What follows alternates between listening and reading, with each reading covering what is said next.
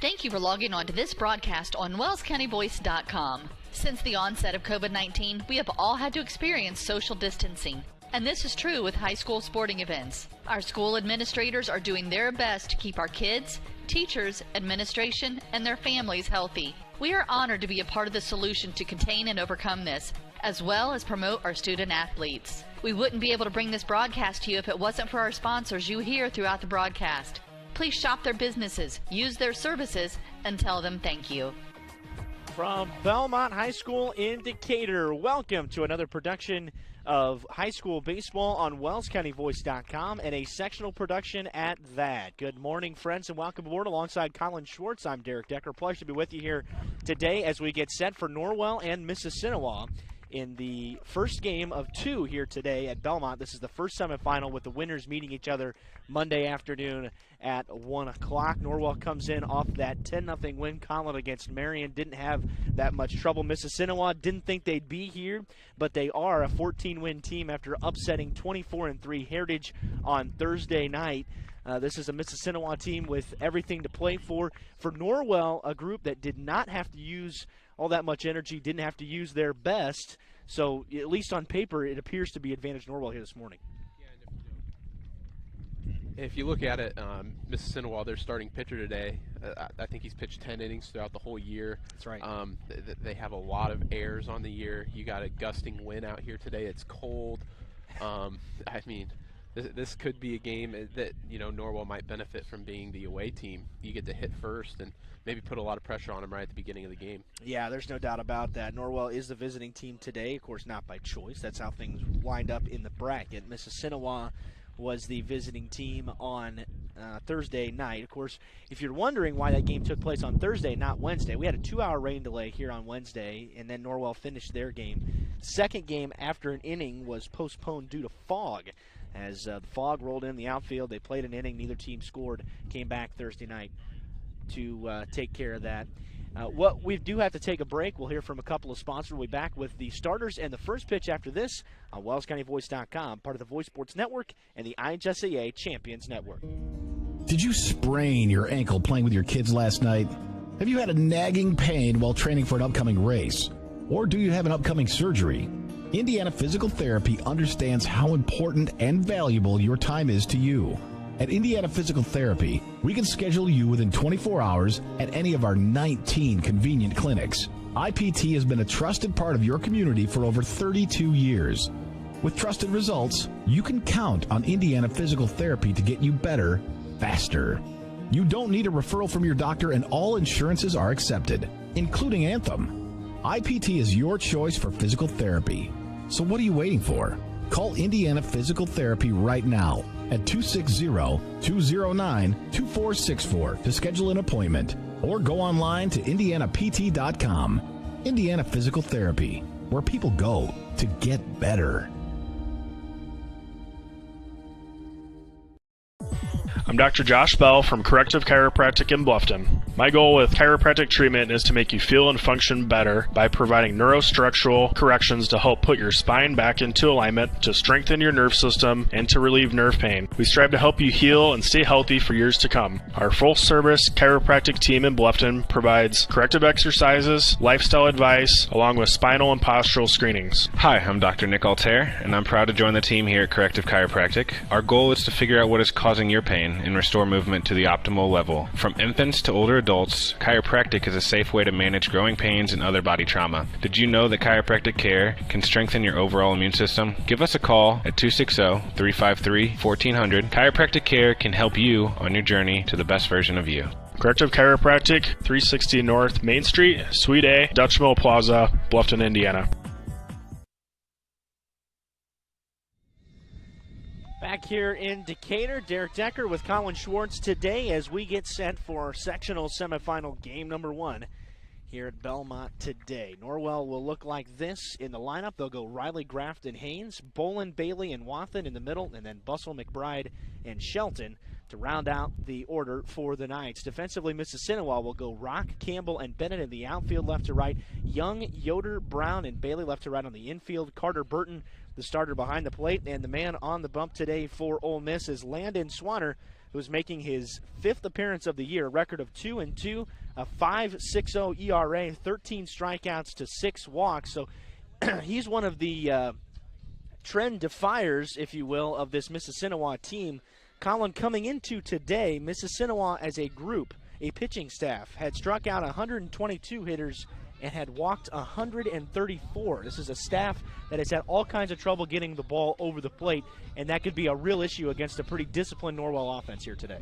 Yeah, and Norwell can hit the ball a little bit.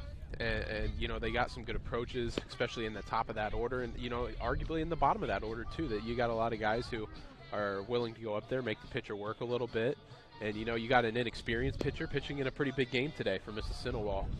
So it might not be a bad approach for Norwell to go up and maybe take a strike before you start swinging the bat. Swanner, of course, is a senior, and he makes his hay at the plate. He hits close to 450 at the dish. Is one of the best on this Mississinewa team offensively, and he has some work to do against this Norwell offense. Overall this year, the Norwell group has been very solid offensively, averaging 8 runs a game, but lately they have really struggled to get things going with the bats. They've had some good approaches at the plate, just getting out in front of stuff a little bit. It's the wrong time of year to do that, but had a little bit of pick-me-up against Marion. You play a team like that, you can get your offense flowing a little bit once again before you head into a game against a quality opponent like Mississinewa. So Swanner will work from the windup. Eli Riley into the box. A beautiful morning, I guess you could call it. First pitch, ball 1, skips in there. A 59-footer off the right arm of Landon Swanner. We're underway today at 11:02, just a couple minutes past our scheduled start time.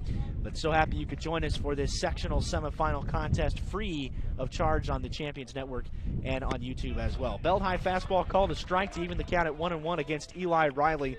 Riley's hit in the leadoff spot all season long, and a hitter of .358 coming into today. Had a hit against Marion on Wednesday night in Norwell's 10-0 victory. That's a changeup that missed down. 2 balls and a strike to Riley.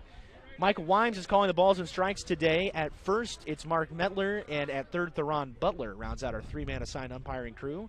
2-1 pitch lifted in the air, foul, wide of third and out of play. 2 balls and 2 strikes. Nice little crowd has made its way out, although late arriving here today, considering the weather conditions. We're in the lower 50s, the wind blowing right to left at times, and at times very gusty, but not any clouds to speak of. That pitch just missed down. Riley was able to hold up on it. He's run the count full against Swanner as the leadoff hitter in the first. Mississinewa in the road red with white trim, white pants with a single red pinstripe, and that's in the dirt, and Eli Riley draws a leadoff walk. His 20th walk of the season gets him aboard, and a base-stealing threat already here in the first for the Knights. Might not be bad to test him a little bit early here. What do you think, Derek? Oh, I agree. I say let's get him moving, because Riley has also leading the team in stolen bases with 18. 20th walk of the year is a real quality number for a leadoff hitter in Norwell's 26th contest. He is on the move on the first pitch. He's bluffing. The pitch is called a strike on the outside corner at the knees against Kraft. And I'm okay with that, too. Riley, pretty healthy lead over there. Swanner gives a look at him. Now we'll go over with the jump move.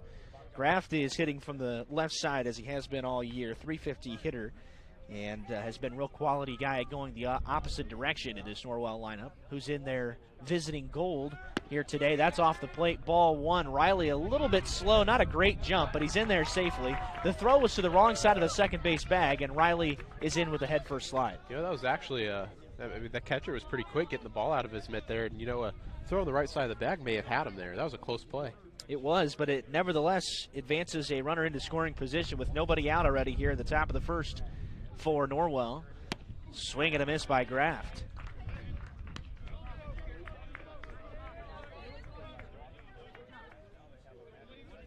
Just so uncharacteristic of the setup here at Belmont. Usually this time of year it's nice and warm, no problems with the weather. That just missed off the plate. 2 balls and 2 strikes to Luke Kraft.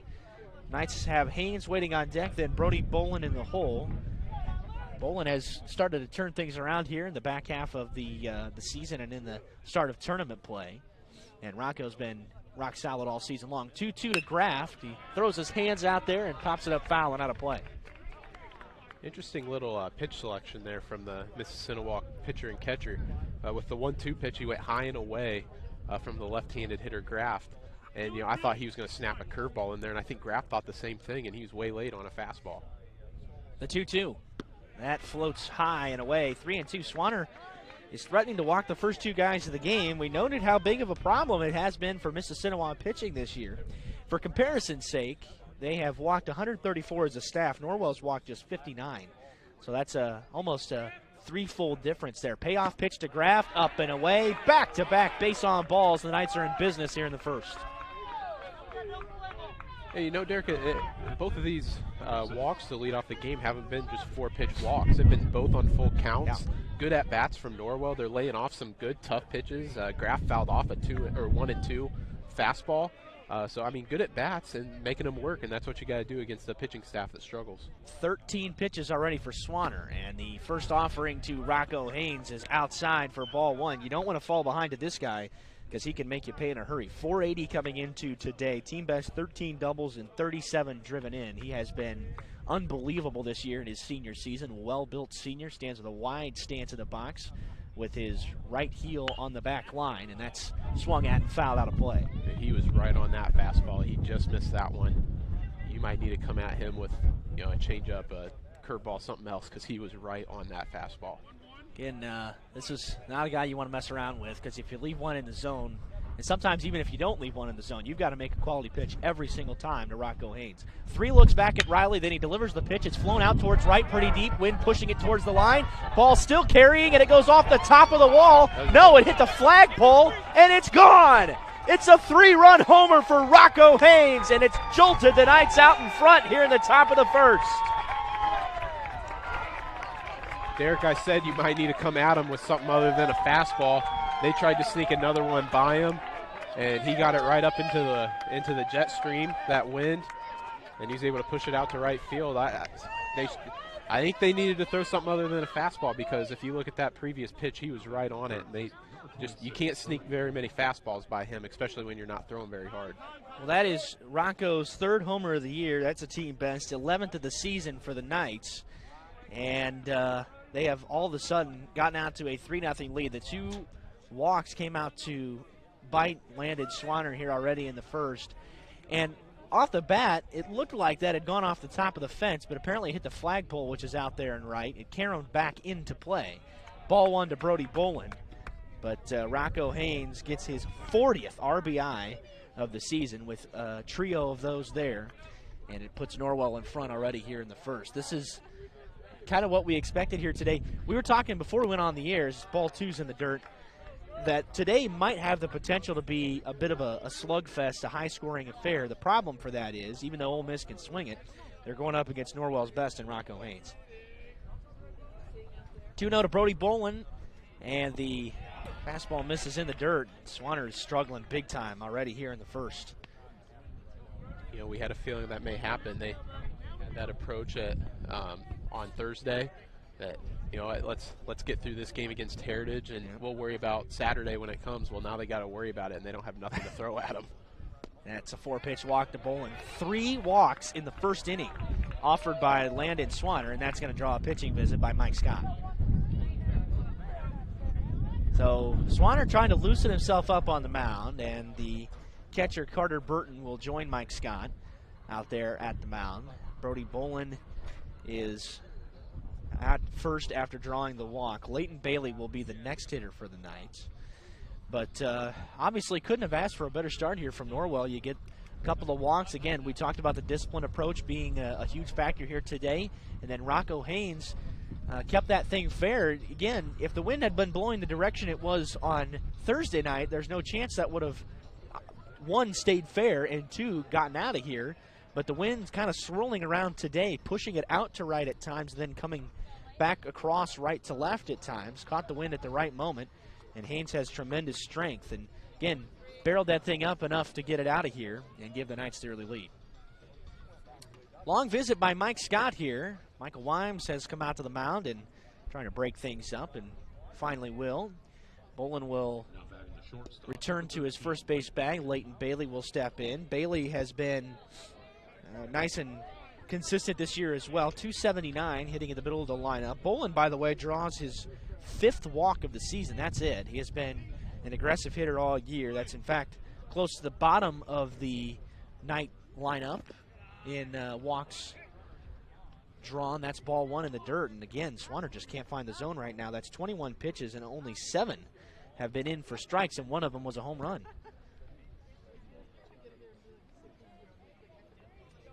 Swanner again comes set. Bolin a short lead away from first. Big secondary. Strike call just below the belt.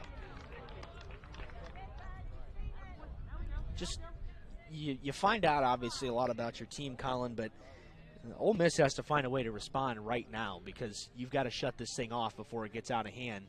The way Norwell feeds off each other offensively can turn a big inning into a much bigger one in a hurry. Strike 2, that's a good pitch at the knees. Well, that was the call. That was the best pitch he's thrown all game. I was going to say after that strike 1 pitch that even all of his strikes have been belt high, and that's not what you want on a day like today. That was his best pitch yet. Let's see if he can find his home down there. A ball and 2 strikes to Bailey. That's down. It's blocked in there. Dirt ball read. Bolin chugging to second, and he's in with a head first slide on the wild pitch. It's a good read. You have a 1-2 pitch. You probably know a curveball's coming, and right when that ball hit the dirt, he was gone. Catcher had no chance. Well, Burton has looked okay back there. He made a strong throw against Riley, but didn't have a chance to throw out Bolin there. 2-2 to Bailey, and that's down again and smothered in there by Burton. And he's run it full, and that's the 3rd full count already that Swanner has faced, and he's threatening to walk his 4th batter of the first inning. A few times, too, Derek. He's been in 1-2 counts. Yeah, he's been ahead a couple times. That's right. Sometimes it just feels like he's trying to get too cute. The payoff. Fouled away, and the Knights continue to make him labor.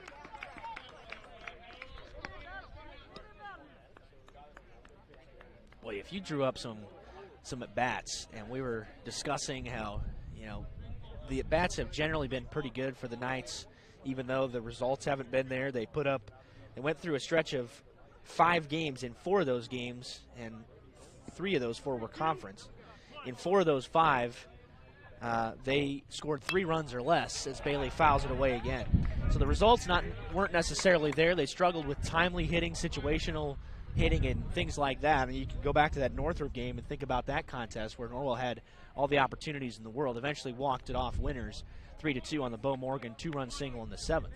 But the plate appearances are paying off here in a big way today. The top of the first as the Knights have gotten out to a 3-0 lead, and he gets Bailey to chase a high fastball for strike 3. It's the first out recorded by Swanner in his 28th pitch of the inning.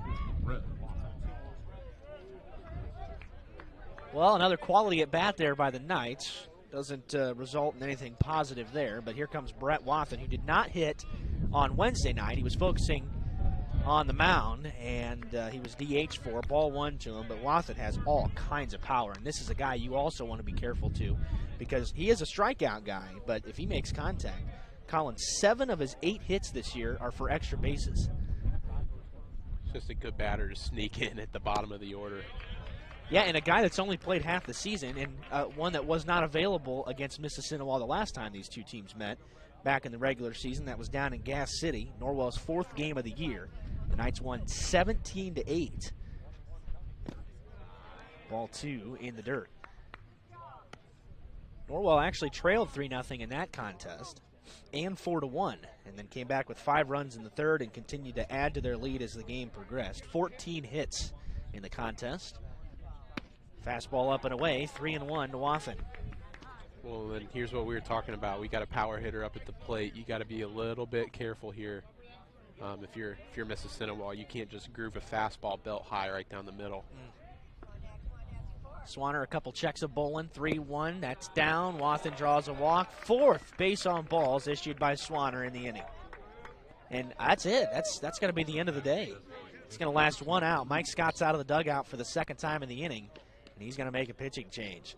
So Ole Miss has been unable to get anything going here in the first defensively. 4 walks issued by Swanner, a 3-run homer, and the Knights are on top 3-0. We're back after this break on The Voice. At Corrective Chiropractic, we offer individualized treatment plans for patients of all ages, from infants to elderly, and even during pregnancy. Have you ever experienced a workplace, sport, or auto accident, or just keep suffering from chronic pain? Corrective Chiropractic can help. Knee, neck, shoulder, or back pain, headaches, migraines, allergies, muscular tension? Corrective Chiropractic can help. I'm Dr. Josh Bell from Corrective Chiropractic, serving Bluffton, Yoder, Decatur, Bern, Montpelier, and the surrounding area to help you feel and function better. Schedule your appointment today at 260-353-1400 and let Corrective Chiropractic help you along your journey to health and wellness. Corrective Chiropractic, 360 North Main Street, Suite A, Dutch Mill Plaza, Bluffton, Indiana. Nick Huffman, a Bluffton High School graduate, is ready to help you buy, sell, or build your dream home. If you're ready to start a new chapter in your life, now's the time. With historic low interest rates, houses are moving at lightning speed. Whether you need single-family, multifamily, agricultural, commercial, property management, mixed use, or land development, give Nick a call or text at 827-8255 or send him a message on Facebook at Real Estate by Nick Huffman. Nick is located at the Steffen Group at 107 West Market Street in Bluffton. His number again is 827-8255. Bluffton Roofing Incorporated prides themselves on developing a long-term relationship with their customers, listening to their needs and suggesting the proper course of action, be it preventative maintenance, repair, or replacement. Bluffton Roofing and owner James Worth are GAF certified and are certified weather stopper roofing contractors. Bluffton Roofing is fully insured, protecting you and your home. Call 824-3564 or 307-6313. Bluffton Roofing Incorporated. Quality first home improvements. Back here in Decatur, as the Indians have made a pitching change, they've gone to another senior, Colin Yoder, who is statistically the best guy that the Indians have, an ERA of 2.71, 16 strikeouts, 13 walks, and 20 2/3 innings, making his 8th appearance of the season. As Landon Swanner will go over to first base, and they'll move Cohen Bailey over to short. And so that's the defensive changes. So just position changes around the infield. Nobody new in the game. 1 out, 2 men on for the number 7 hitter, Crew Bustle here, who also has power potential for the Knights. And he has been swinging it much better as of late heading into the tournament. Bustle stands in. Another nice wide stance in the box. Ball 1 thrown by Yoder. How frustrating it might be for Mike Scott, that's had to deal with this kind of thing all year. The walk problem, and that's a plague, and it can really deflate a defense. Ball 2. We were talking before the game, too. This Mississinewa defense has made 67 errors on the year in 25 games, and Colin, you can possibly attribute a little bit of that to not staying in any kind of rhythm. When you see guys walking, you see consecutive walks or 4 in the top of the first like we've seen here. There's strike 1 called at the belt. But when you see that kind of thing, it can really it can, for lack of a better term, lull your defense to sleep a little bit. Keeps you off your toes. When you're getting ground balls and everything, and you get 3 ground balls in an inning or 2 ground balls in a pop-up, keeps you on your toes, keeps the defense moving, everybody's locked in the game. It can be real easy to check out. I know it's a sectional game, but it can be really easy to check out here early on when your team's down 3-0 and continue to walk guys in the first. Well, I mean, how long has this inning been already? Yeah, 16 minutes. And they've got 1 out. That's a gift at the bottom of the zone. Catcher didn't even present that one very well. Now that's pretty generous strike, and you know, you could be saying, well, where's that been the rest of the inning? Well, the rest of them weren't close by Swanner. Payoff coming to Bustle. Long look in from Yoder. Staring at the second runner at second, swing and a miss, and he blows away Bustle with a fastball. 2 gone. All right, here comes Luke McBride. He's a big-time contact hitter. McBride, just 11 strikeouts on the year, 281 average. And he's been a nice weapon at the bottom of the lineup, too. Hits from the right side with 2 men on and 2 out. There's strike 1 at the knees.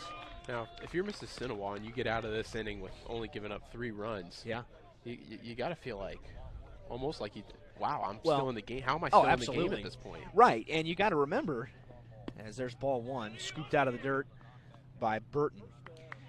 This is a team that can swing it in Mississinewa. They hit 343 as a team. They've got a nice high average. They average almost 9 runs a game.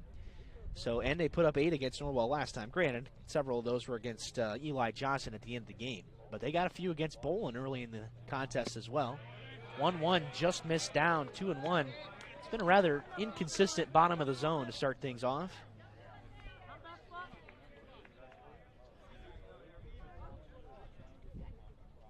A lot of hats and blankets and hoods and sweatshirts and all that here today.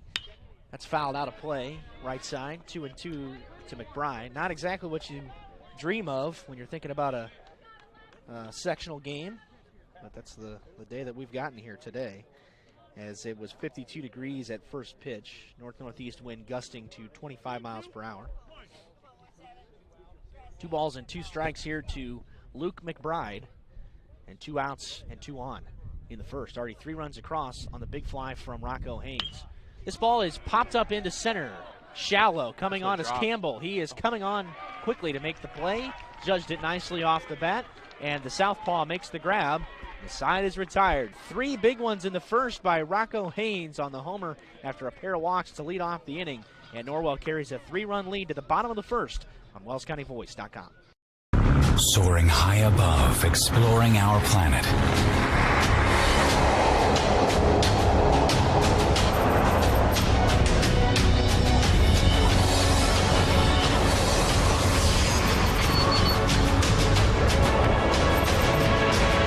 Professional timepiece designed to take flight. Citizen ProMaster. Go beyond. Daniel's Jewelers on North Main Street in Bluffton, where personal service and trust become part of the memory. Are you taking the first step towards a healthier you, or are you just tired of the same workout? From beginners to fitness veterans, the Greater Fort Wayne YMCA is the place for you. We offer a full range of workout equipment, personal trainers, certified instructors, a full line of classes, an indoor pool, and so much more. Have peace of mind when you work out with childcare available. The Greater Fort Wayne YMCA is so much more. Join today. Visit fwymca.org.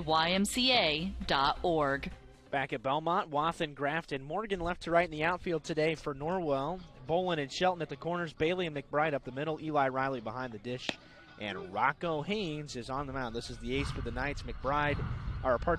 Haynes has gone 5 starts, an ERA of 2.72, 40 strikeouts, a team best to just 10 walks on the year and 28 innings of work.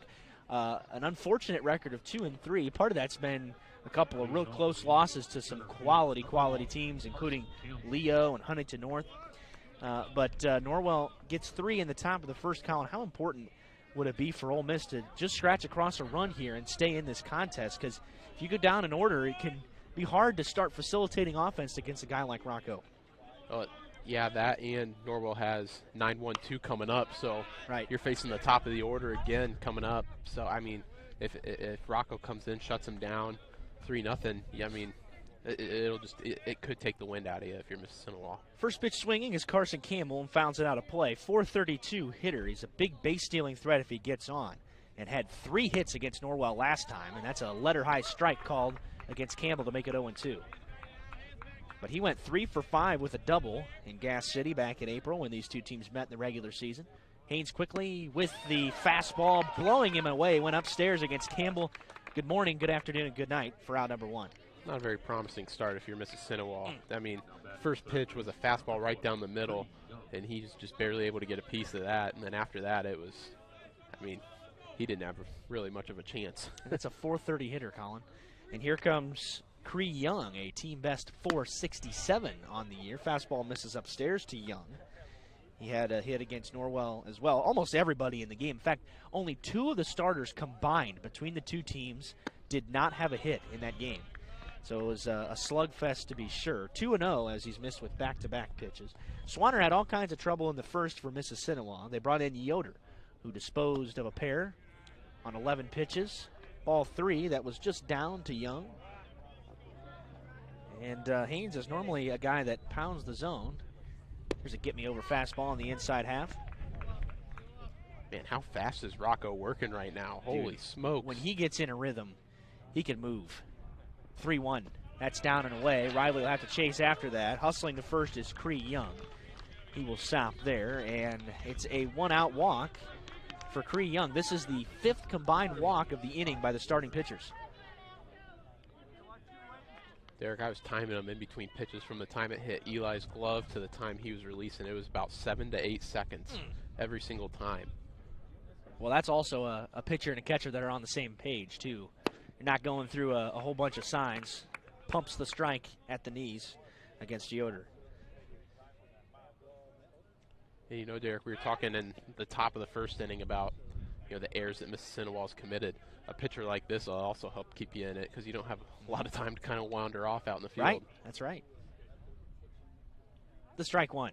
Big breaking pitch, serve towards the shortstop, caught on a line, throw back to first, double play. That's a way to get out of the first inning. Line drive caught by Bailey Shelton, awareness on the bag, and Cree Young doubled off, and quickly the Indians go down without any noise in the bottom of the first. 3-0 Norwell, heading to the second on The Voice.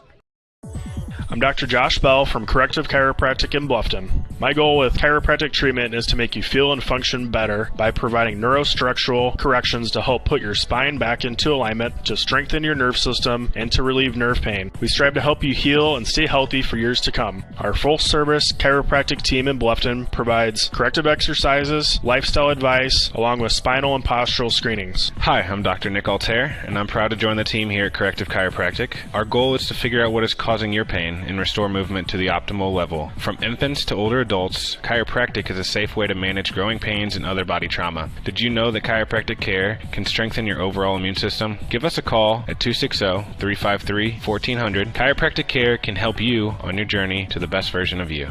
Corrective Chiropractic, 360 North Main Street, Suite A, Dutch Mill Plaza, Bluffton, Indiana. Come the Knights in the second, 3-0 Norwell on top of Ole Miss in this sectional semifinal game. Norwell came in 16-9, but this is a group in Norwell, a program that has all kinds of sectional experience. They're very used to being in these positions. They have won a number of sectionals since it's been hosted here at Belmont. Mississinewa hasn't won in a very, very long time, and they, of course, as we mentioned at the top of the broadcast, never beaten Norwell in the history of the program. Norwell won 17-8 in the regular season. These two teams have met one time in the sectional back in 2017, and it was a dandy. It was a 5-4 contest that Norwell outlasted Ole Miss and needed a couple of late runs to get over the hump in that game. And then, of course, Norwell ended up going on to win the sectional that year before falling to Yorktown in the regional semifinal, and Cole Barr, who's still making hay at IU. Ball one upstairs to Cade Shelton, the 9-hitter today. The freshman gets a start in the lineup for the Knights. Boy, Derek, you took me to a really good memory and then to a really bad one very quick. That's ball two down and in. That regional was a good contest as well. It was a 3-2 game. Barr balked one in early in the game to give Norwell a run, and then Knights just could not scratch out the extra run to get over the hump in that contest. Do you recall by chance who started in that game for Norwell? In the regional game? I would have to say my best guess would be Quentin. Yeah, that probably would have been my my guess as well. 3-0 to Shelton. Get me over fastball, called a strike. That was a fun season. Norwell went 18-7. Really struggled in the conference that year. One of their few below 500 finishes. Ground ball towards the second baseman. Shelton has good speed, but he's out by a half a step. Holden Brown juggled it over there at second. That ball sat down on the infield for him, and he gloved it and threw to first where Swanner was waiting. One gone here in the second. Boy, that's about as easy of a play as you're going to get on the infield. He still almost booted that one.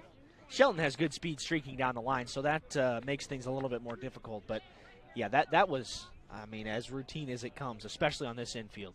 First pitch to Eli Riley is skied foul, out of play. Riley walked his first time up, as did 4 of the 6 hitters in the first for the Knights, for the top 6.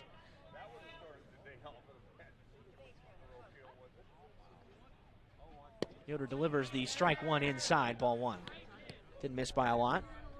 And here the Ole Miss bench barking over there a little bit. They're certainly wanting to get everything that they can in this contest. It's a fastball down, 2-1. Man, I'm having a tough time figuring out where the bottom of the zone is so far. This is Michael Wise behind the plate. This is his only plate game of the sectional in this 5-game, 6-team sectional. 2-1 to Riley. That's down 3-1. Yeah, it has been given and it hasn't been given at the bottom of the zone a couple times. I mean, the pitch to Bustle was below the knees, and that was called a strike. And, hey, I'd happy to live with that being called a strike here. But it has been and it hasn't been. 3-1 to Riley, and he grounds it towards the second baseman, sits down again. Coming on is Holden Brown, who throws to first, and Riley beats it out. And that's just an infield single. He didn't field that one with enough urgency. No. The grass kind of ate that one up a little bit, slowed it down, and Eli was hustling out of the box. I mean, don't get me wrong, that is a play that has got to be made. Oh, yeah. But, I mean, I don't know. He thought that was me running down the line. You got to come in and charge that one a little harder than that. You do. And, again, this is the Belmont infield that's a little bit slower than some of the other area infields. We have had a lot of rain this week. Riley's gone on the first pitch. Graff fouls it off the light structure, and it falls near the on-deck circle. But this infield has a lot of history here. This is they do what they can with this facility here at Belmont, and it is a good setup to host a sectional and a regional. Riley close at first, but he's back in with a head-first slide by Hare. Yeah, you're right. He beat that thing out, and it was a little spinning ground ball off the end of the bat there, and it just kind of ended up dying on the grass. Brown was a little late getting to it, and Riley beat it out by a step. It wasn't all that close at first.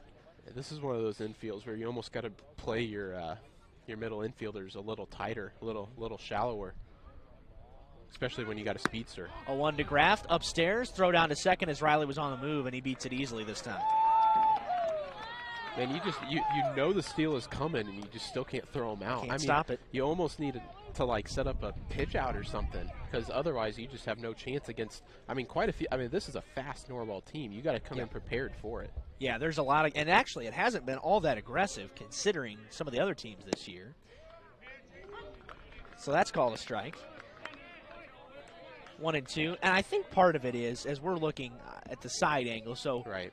We have a little bit of ability to tell up and down, but Carter Burton hasn't been receiving these very well at all. The 1-2. Well, this ball slapped out towards left, shoots it the other way, and that's going to drop in for a base hit. Misplay by Rock in left field. It gets by him. Graft's on his way to second. Riley cruises in to score. RBI single for Luke Graft makes it 4-0 in the second.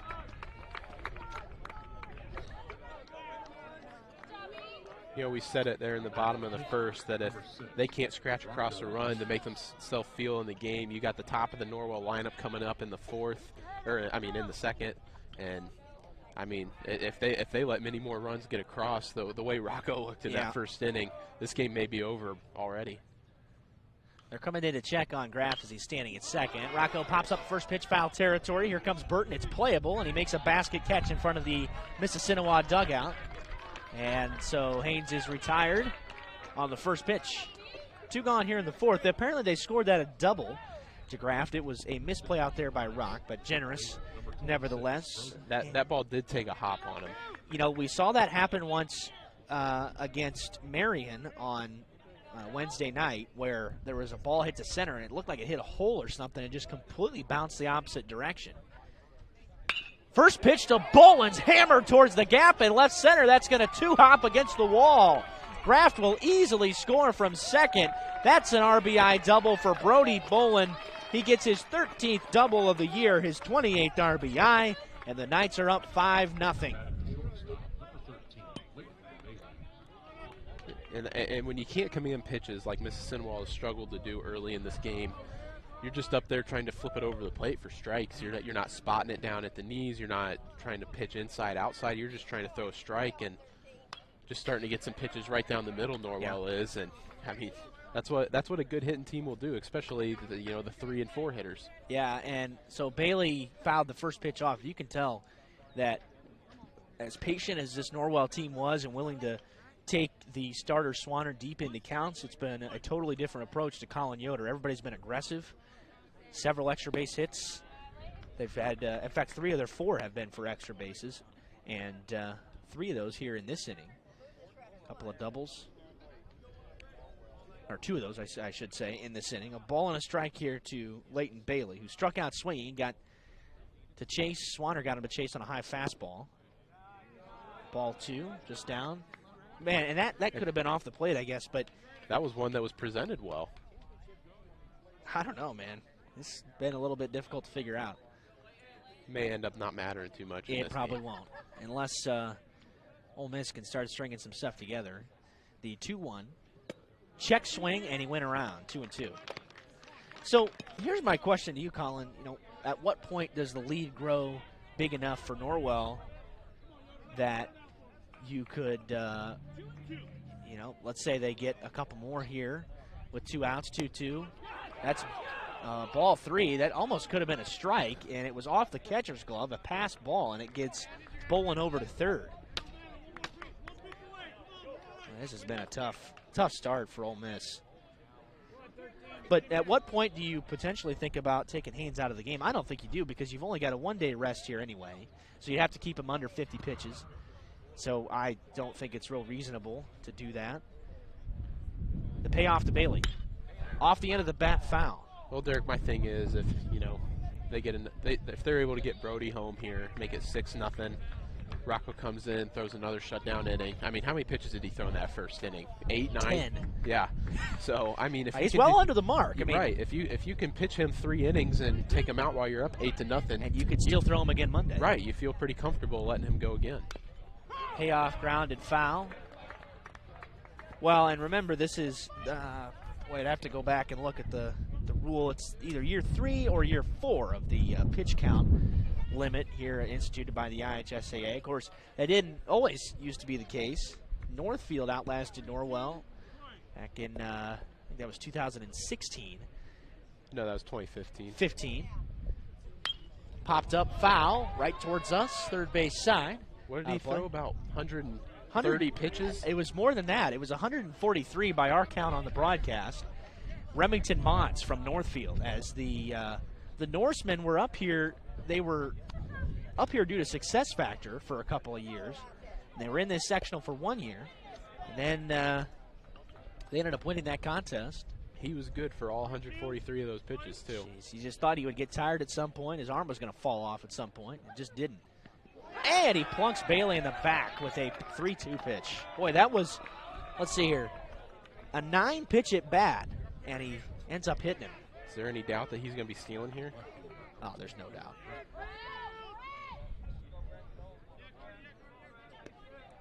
Bailey has only stolen 5 on the year, but he's got to be on the move. And this is Brett Wathen, who could bust it open a little bit more. This thing's getting ugly in a hurry. First pitch downstairs. Ball 1 to Wathen. This might be one of those deals where you get 2 strikes on the batter. Maybe you let him pick you off or do one of those stupid things, getting a run down, let Brody score. Quick move to first. I don't know, Colin. I think you can wait this thing out. You've got a hitter at the plate who's got power. It's already 5-0. That's why you got to wait for 2 strikes. Yeah. Wathen's an aggressive hitter as well, so it's unlikely that he gets there. Time is called. He steps out of the box. This game is dragging.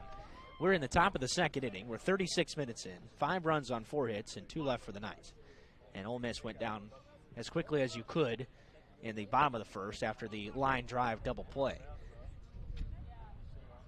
Bailey looks like he's digging in. He's probably on the move. He's not on the move. 1-0's off the plate. 2-0 to Wathen. I am a little bit surprised that Bailey has not attempted to go to second here with 2 outs. Doesn't have quite as much speed as Riley, but he's an able base stealer nonetheless, and Wathen pops it up.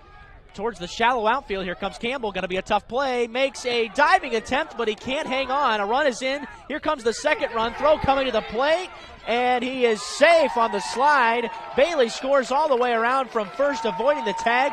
Burton couldn't hang on to it anyway. It goes down as a double that scores 2, and on to third goes Brett Wathen. 7-0 Norwell here in the second. You know, Mississinewa center fielder was kind of jogging right when that ball was hit. He thought, I don't know if he thought the wind was going to carry that one out to him, and then you could see as the ball got a little closer to coming down, he picked up speed and started sprinting, and then finally, I mean, he almost made an outstanding catch. Yeah. He was very close, as it looked like he may have even had it in his mitt. Out of the windup comes Yoder against Bussell, strike one. Yeah, you know, we noticed that on the first fly ball today that was kind of shallow. Campbell just kind of jogged in, and I had called he read it well off the bat. Strike one pitch off the end of the bat, but this is lifted high in the air towards right, pretty deep. Going back is Bennett, and he can't make the grab, and it drops in the gap. Bussell around second. He's going to try for three. The throw comes into the shortstop. The throw is cut off. It's a triple for Crew Bussell in the gap, his second three-bagger of the year, his 16th RBI, and the Knights are up 8-0 in the second. Boy, they are really bringing the sticks here today. Wathen trotted in from third, and here comes Luke McBride with 2 out. And see, already you're at an 8-0 juncture here. I don't know how long you leave Rocco Haynes in the game. That's what I was about to say, Derek. I think now you can start thinking about maybe getting somebody else loose. I mean, but like we said, Mississinewa scored 7 runs on them in the first time they faced each other this year. So 8. You can't just bring in some guy who's never played before. Ground ball foul off the foot of McBride. You can't bring in some sophomore that played JV all year and just let him tee off.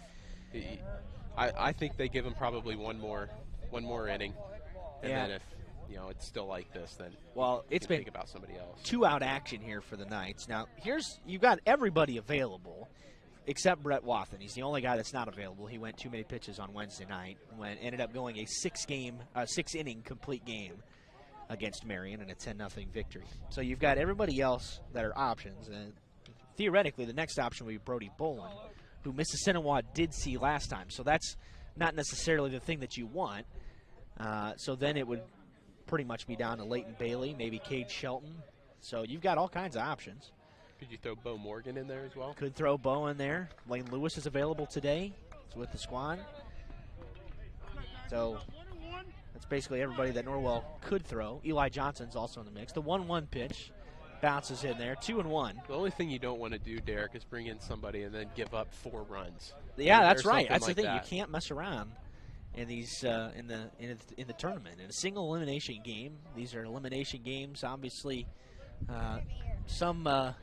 you've got other levels of baseball that are different. You have double elimination spots. You've got all kinds of different things. Series. 2-1 pitch hammered towards left, and that's going to get in for a base hit. Line drive smack off the bat of Luke McBride, and that makes it 9-0. An RBI single from McBride drives in Bussell from third.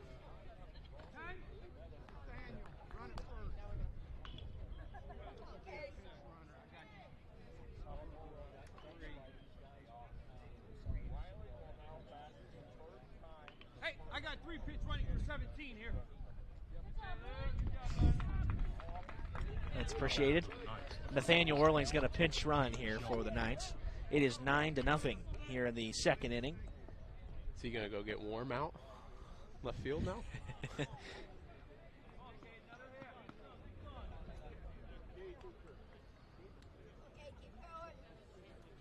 Orling did get in the game, by the way, against Marion. Got an at bat. Cade Shelton, the hitter now, with 2 outs. Still 2 out. There's been 2 outs forever. But Yoder has not been able to find the 3rd out. They haven't been all that close. There was a diving attempt given by Campbell in center, turned into a double. Drove in a couple runs for Brett Wathen. That is a strike. That may just be because it's 9-0. Yeah, it's only the second inning, though. I mean, that pitch didn't look close. That was not a strike. Or at least hasn't been for Michael Wimes today. That's way outside. Ball on a strike. If Rocco stays in the game and he can get that call. Oh, boy. we could get an immaculate inning.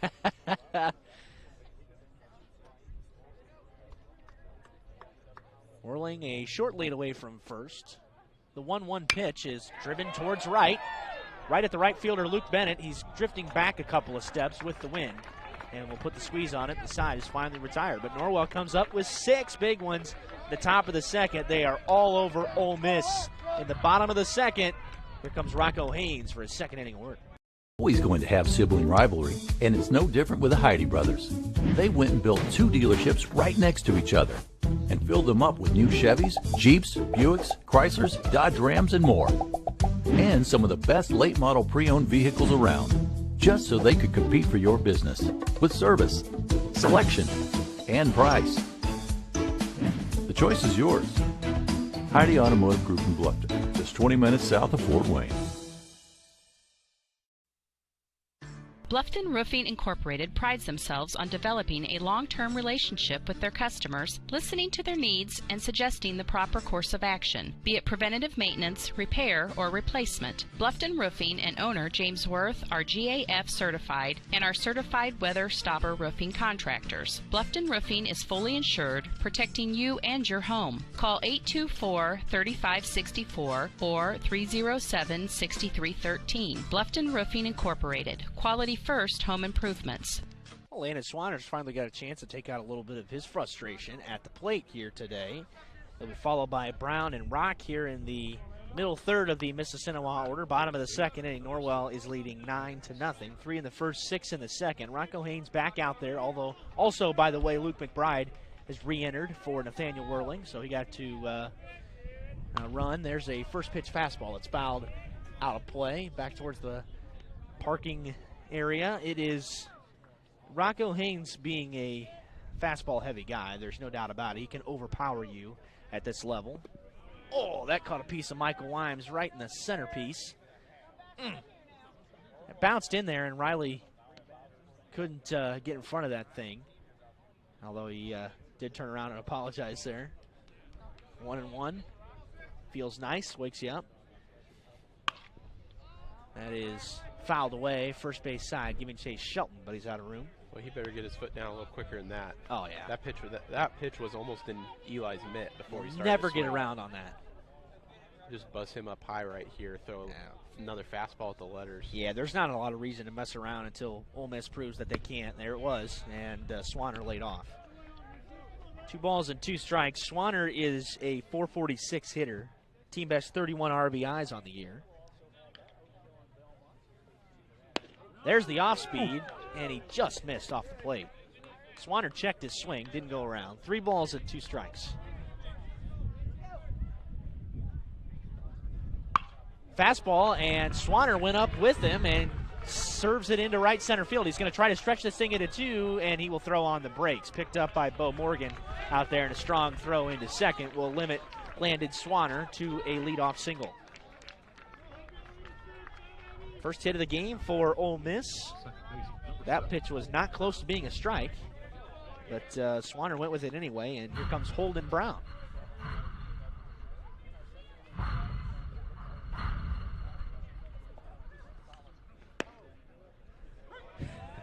First pitch fastball, belt high to Brown. There's a move over to first. We were talking about this during the break, and I think it deserves some airtime. You know, what kind of strategies that you can pull out during sectional as far as working your best pitchers, back-to-back moves. That was a little bit closer, but Swanner's back in.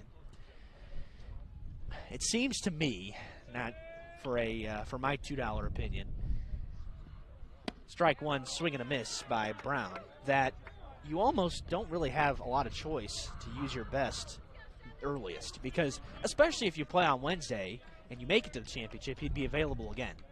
So to me, it doesn't make a whole lot of sense to try to kind of mess around and save somebody late in the game. We were talking about Belmont doing that back in 2016, and they were bit on it, and it just seems like teams get bit on that more often than not when they try to, even if they're a really good team, and they try to throw not their best. Now, it wasn't the situation for Heritage all those years they had Saul Frank. They just kept running into Norwell, and he was beaten 3 years in a row. The 2-2. That's also one of those things where it's just kind of the luck of the draw, too. For sure. You're kind of looking at that bracket hoping you get one game against a subpar team, and you can just save everybody, maybe even pitch a JV guy in that first game. Whew. That just missed. 3-2. See, that's the problem with opening up the strike zone is then you get somebody who can hit spots and you don't give it to them. Payoff pitch, fastball fouled away. Well, you know, we've been talking about maybe taking Rocco out now. I mean, He's gone full count with both of these hitters. Both of these hitters have had some good ABs now, and he still doesn't have an out.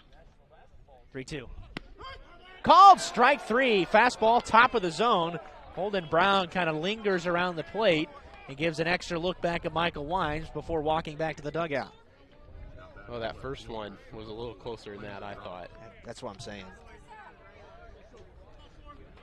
All right, so one out here in the bottom of the second. They can't get Swanner over. Landry Rock is the hitter now. Ball 1 as Rocco exerts some energy throwing that fastball. This Mississinewa team typically is a base stealing team as he shoots the glove for strike 1.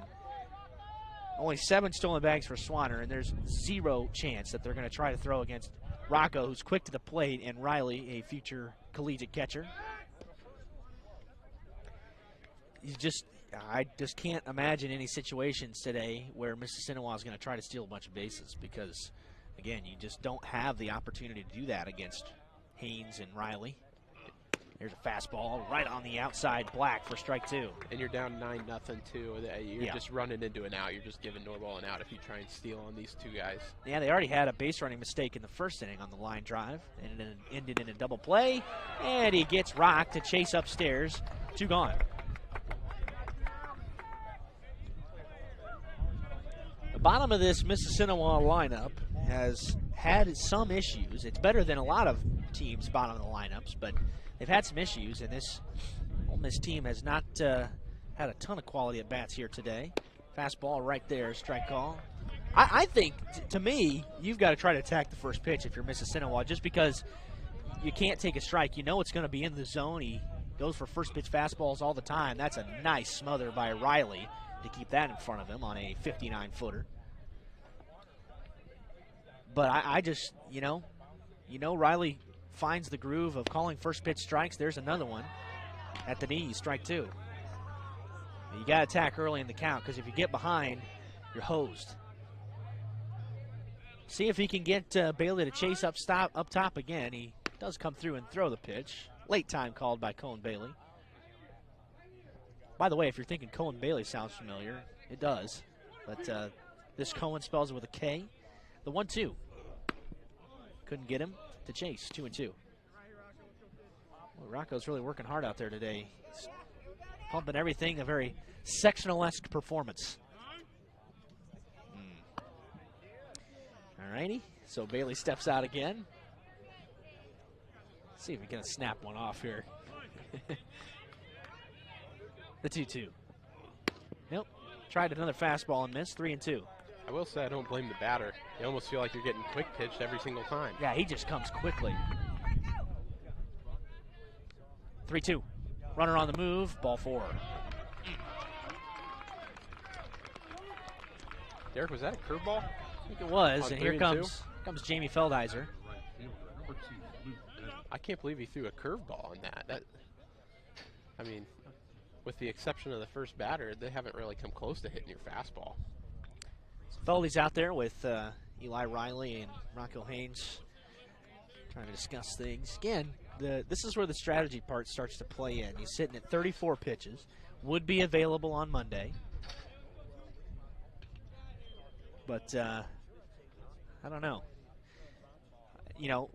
But here's the deal is, once you get over that crest mark of not being able to pitch on Monday, you just ride with him because he can't pitch on Monday anyway. So you just go with him for as long as you can.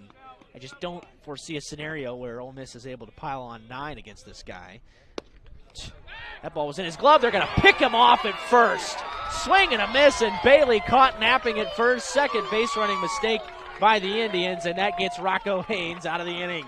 No more damage done. A single and a walk, and Ole Miss unable to convert. 9-0 Norwell on the Voice. Soaring high above, exploring our planet.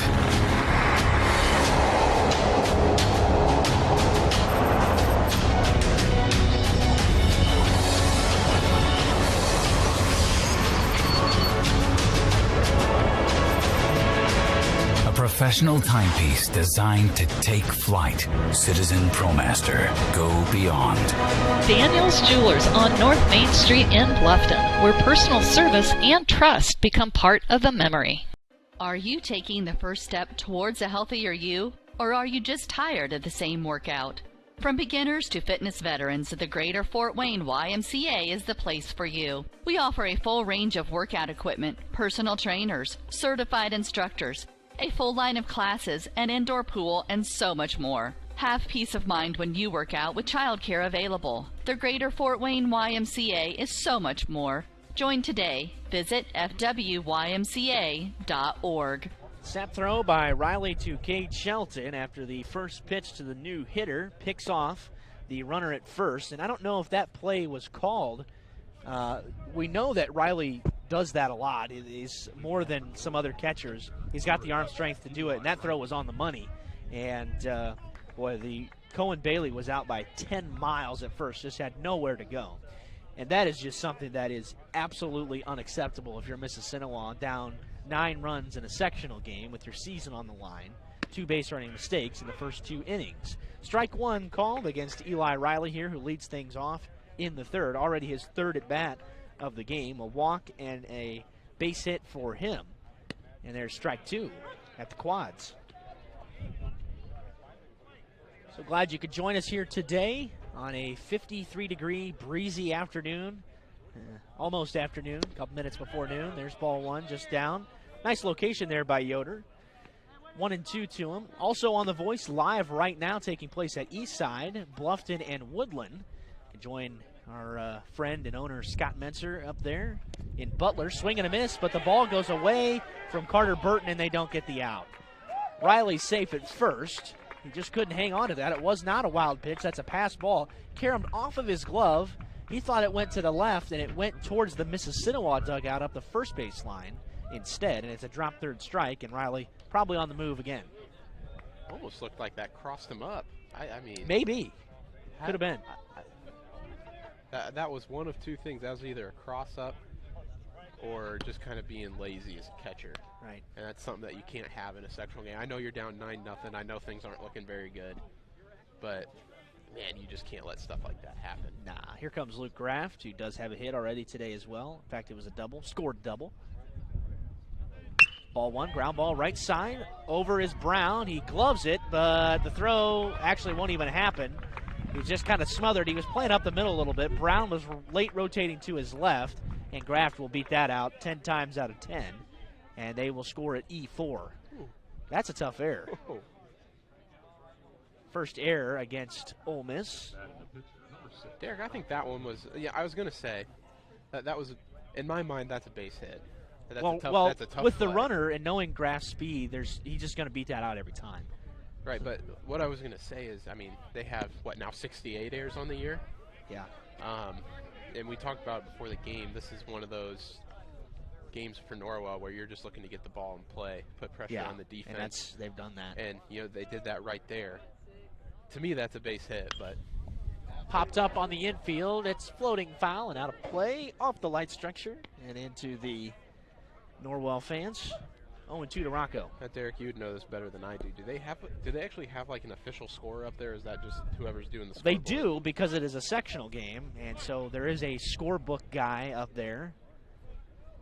No balls and 2 strikes to Rocco Haynes. Boy, he chased that one, but he fouls it away. I would know that because I'll be the official scorer on Tuesday for the Norwell softball regional. So yes, they do. The IHSCA does compensate somebody to do that during the tournament. Boy, Rocco hit that home run to get Norwell going in the first. Ground ball slowly hit towards third. Runner evades it. Throw to first. Gets Rocco Haynes by a step, but he advances both the runners. Riley and Graff move up to second and third. But you got, Rocco hit that home run in the first to get things going for Norwell. And then in his last at-bat and that one, he dug himself into a hole, swinging at 2 really pitches that just were flat out not strikes. Right. And, runners or hitters will run into that where you hit a home run, especially in a big moment, in a big sectional game. It kind of psychs them out, gets in their head, you want to hit another one. Yoder out of the windup. Ball 1, blocked in the dirt by Burton. And he's just got to find a way in his next AB to kind of take a step, take a breath, reset his batting gloves, and relax and go back to that approach he had in his first AB. Yeah. Well, and a lot of the pressure's off now. It's 9-0. The 1-0. Ground ball sharply hit towards the shortstop. It's gloved there. Graft will be tagged out at third. So Bailey will throw to Young to get Graft. He was standing up, tried to evade the tag. Dave Goodmiller is having a few words with Graft. It scores Riley from third to make it 10-0, but Coach Goodmiller's kind of chasing him back to the dugout there. That ball was hit right in front of Graft, and so Bolin will reach on the fielder's choice. That's one that won't come back to haunt Norwell just because of how this game is and the score, but that is a base running mistake. Big time. Right there. But it's also one that's easy to fix if you're Norwell. Ball one high to Bailey. Layton has not put one in play yet. Strikeout and a hit by pitch for him. That's inside, 2-0. Now Bolin's going to try to take second, and he will. Oh boy, Carter Burton slams his glove down in frustration, and here comes Mike Scott. Oh, this is going to be fun. Mike Scott having a word with Carter Burton as he storms out of the dugout. And he slammed his glove down in frustration there. It's ball 2 to Bailey. It was a pass ball, and you can understand why Burton is frustrated. It's 10-0 in a sectional game, and he has had some problems back there behind the plate today. But Mike is trying to calm him down a little bit. He will stay in the game. That counts as a pitching visit, by the way. You know, Derek, we've had some base running errors today. 3 of them. Now on both sides. They come to mind, yeah. He's behind Bailey 2-0 is Yoder. Fouled away. But Norwell's approach has really changed. Big time. They are chasing everything, and they're swinging at pitches that aren't strikes now. And you know, I know you're up 10-0, and it probably doesn't matter. But if you're Coach Goodmiller down the third base line, you got to find a way to rein that in before Monday. High and tight to Bailey, 3-1. The winner of this game will take on the winner of Belmont and Oak Hill. Oak Hill will be a favorite in that game. They're 20-6, but played a pretty weak schedule. Belmont comes in closer to the 500 mark. 3-1 to Bailey is upstairs and in, and that will be another free pass issued by Yoder with 2 outs and 2 on. But yeah, I think that's very important to get some quality at bats here toward the end of the game.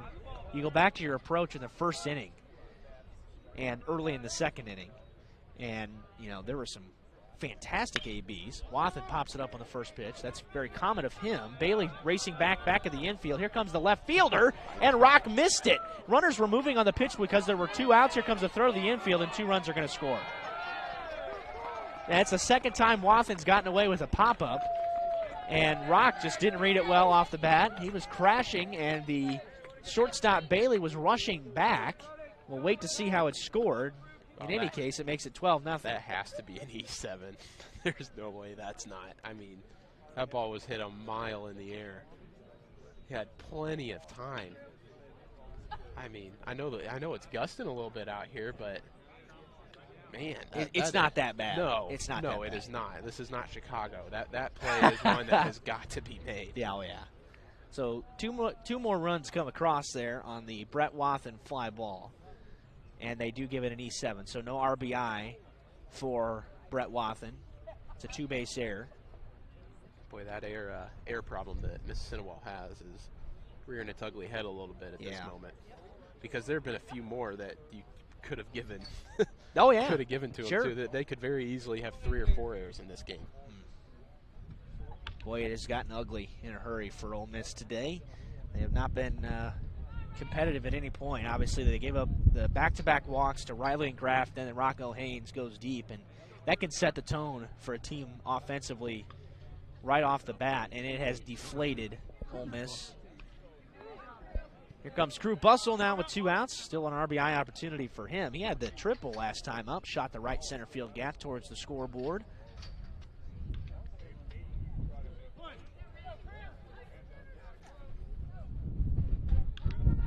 First pitch to Bustle is swung at and missed. High fastball.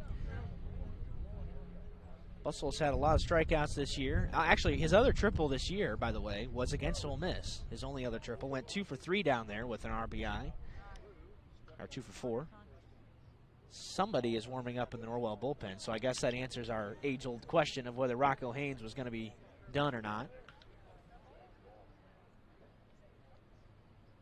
Long look in by Yoder. Oh boy. Time is called. We've already played over an hour. It's a good thing it's really not that cold. Right.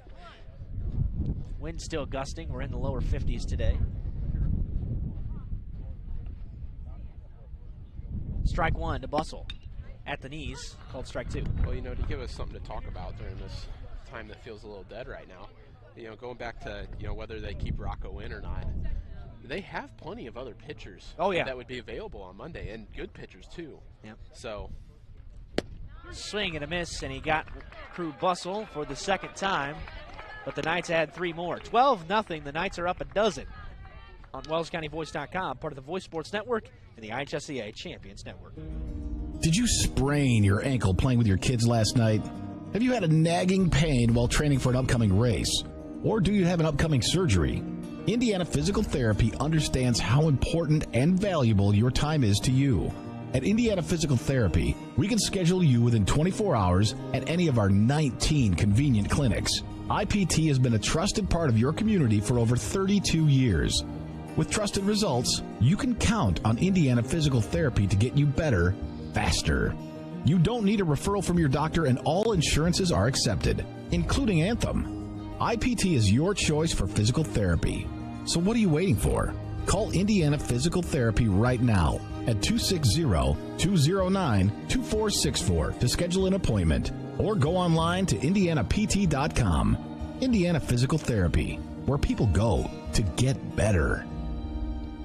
Bottom of the third, so even with the bullpen action, Norwell elects to keep Rocco Haynes on the mound here as they lead 12-0. No problem getting through Ole Miss here today unless something completely unravels. Luke Bennett, 8-9-1 coming up. First pitch fouled right back off of Riley's mask. what do you think the game plan is here, Derek? You think right when he hits 49 pitches that he's coming out? I don't know. Or, you know, like I said in the last inning, you got plenty of other pitchers that are just, I mean, good enough to pitch on a sectional championship game, especially against a team like Belmont or Oak Hill, you know. Sure. No offense to those respective teams, but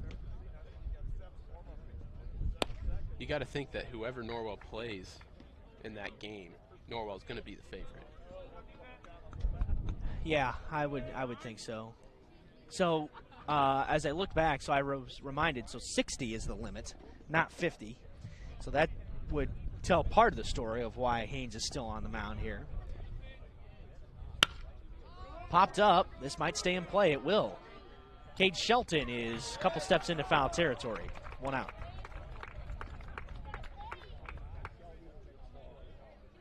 Good for the freshman to get a start over there at first today, and he's had a nice little day. Slapped the tag down on a pickoff. Was right there at the bag for the line drive double play. Braden Biddle, the DH, hits ninth today for Ole Miss. He made a nice scoop on that double play as well. Did. Biddle's also a freshman, hitting .250 for Ole Miss in the home red today. I'm telling you, you got to do it. You got to pull the trigger on strike one because you know it's going to be a strike. I don't have the ability, I don't think anyway, to track first pitch strikes, but the percentage is ridiculous. That was just off the plate. Couldn't steal it. 1-1. Well, you know, talking about ambushing Rocco on that first pitch, well, the batter from Mississinewa there stepped out and was shaking his head like, no, that was not a strike after that first pitch. What's he talking about? I don't know. It looked like it was right down the middle to me, but maybe he was outside or something, but he was shaking his head like, no chance, that was not a strike. That's interesting. Well, he didn't even come close to hitting that last pitch, though. So this needs to be a fastball again. And I don't even know if you have to go upstairs with it. You could probably just throw it in there. 1-2, Biddle has Grounded this thing in front of the plate, hit the front of the plate, and Haynes missed it. Infield single. Catches the front edge of the plate, man. He almost hit that out of Eli's mitt, it looked like. That's what I was thinking. Good night. Riley and Michael Wives are sharing a laugh back there behind the plate. Yeah, they're pointing at it right in front of the plate. Can you see the divot right there? There's a divot right on the front edge of that plate. Oh, man. Drove it right into the ground and gets credited with Mississinewa's second hit. It's a line drive in the book. First pitch is skied into right. Bo Morgan is there to come on to make the grab. Leadoff hitter Campbell's out for the second time. 2 gone.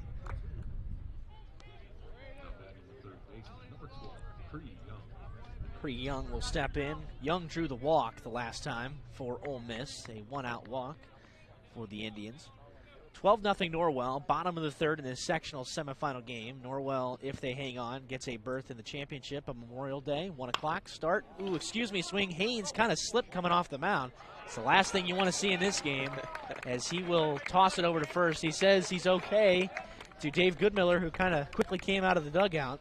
Side is gone in the third. Ole Miss turned away again. 12-0 Norwell, heading to the fourth on WellsCountyVoice.com. I'm Dr. Josh Bell from Corrective Chiropractic in Bluffton. My goal with chiropractic treatment is to make you feel and function better by providing neurostructural corrections to help put your spine back into alignment, to strengthen your nerve system, and to relieve nerve pain. We strive to help you heal and stay healthy for years to come. Our full-service chiropractic team in Bluffton provides corrective exercises, lifestyle advice, along with spinal and postural screenings. Hi, I'm Dr. Nick Altair, and I'm proud to join the team here at Corrective Chiropractic. Our goal is to figure out what is causing your pain and restore movement to the optimal level. From infants to older adults, chiropractic is a safe way to manage growing pains and other body trauma. Did you know that chiropractic care can strengthen your overall immune system? Give us a call at 260-353-1400. Chiropractic care can help you on your journey to the best version of you. Corrective Chiropractic, 360 North Main Street, Suite A, Dutch Mill Plaza, Bluffton, Indiana.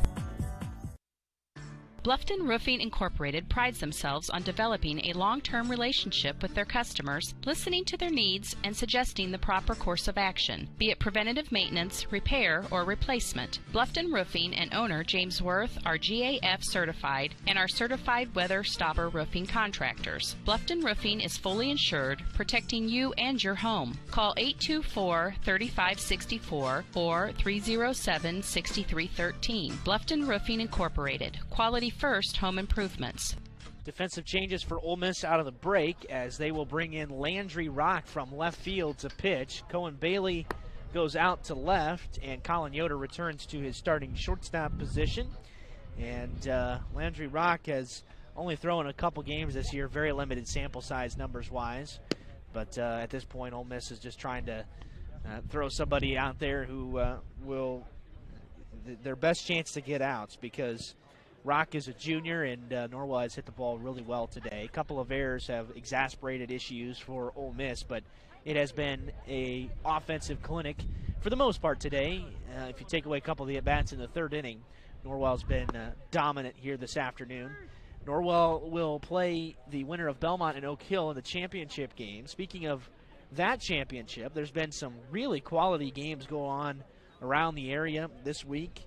In other sectionals, Leo outlasted Dwenger on Thursday night 6-5 in what was a tremendous contest. It was 4-4 going into the top of the seventh inning. That was 3A number 2 in Leo and number 6 in Bishop Dwenger. And so one would think that was essentially the championship game of that Garrett sectional.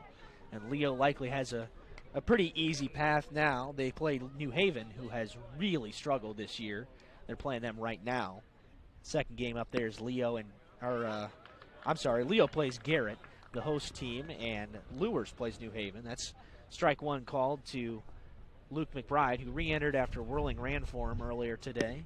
Strike two on the inside corner. Yeah, that's something that you don't say very often. New Haven struggles. Has struggled this year. They were big-time struggles, man. Of course, their head coach, Dave Bischoff, has been through all kinds of health problems. Oh, man, I think that caught McBride up in the bottom of the neck underneath the helmet on a 0-2 pitch.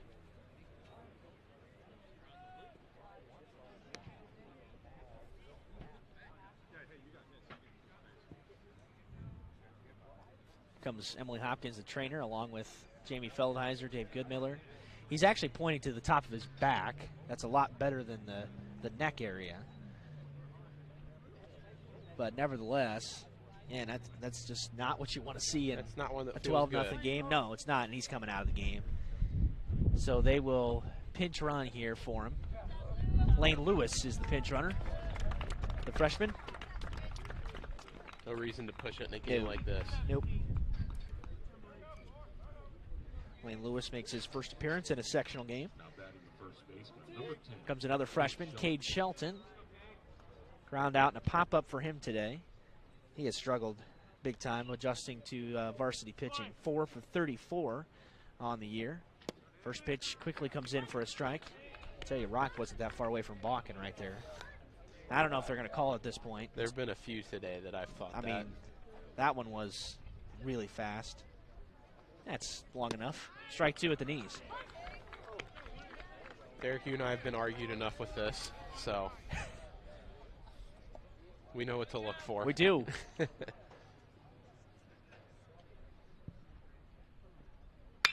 Shelton scorches this one right back up the middle. Don't know if it caught a piece of rock or not. Went right over the mound and into center for a base hit. Shelton's 5th hit of the year. Rock looks like he's okay, although Michael Wimes, the home plate umpire, strolling out to check on Rock, and he's okay. So it either missed him completely or it just caught a piece of him. I think it might have hit the side of the mound. And that's Norwell's 8th hit of the day.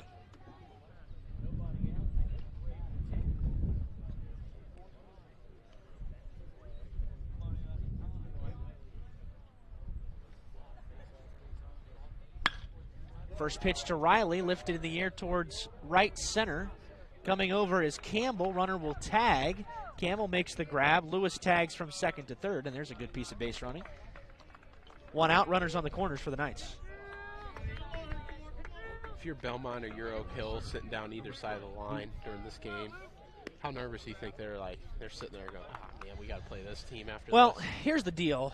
Belmont already played Norwell last week, so they're a little more accustomed to what Norwell is going to bring.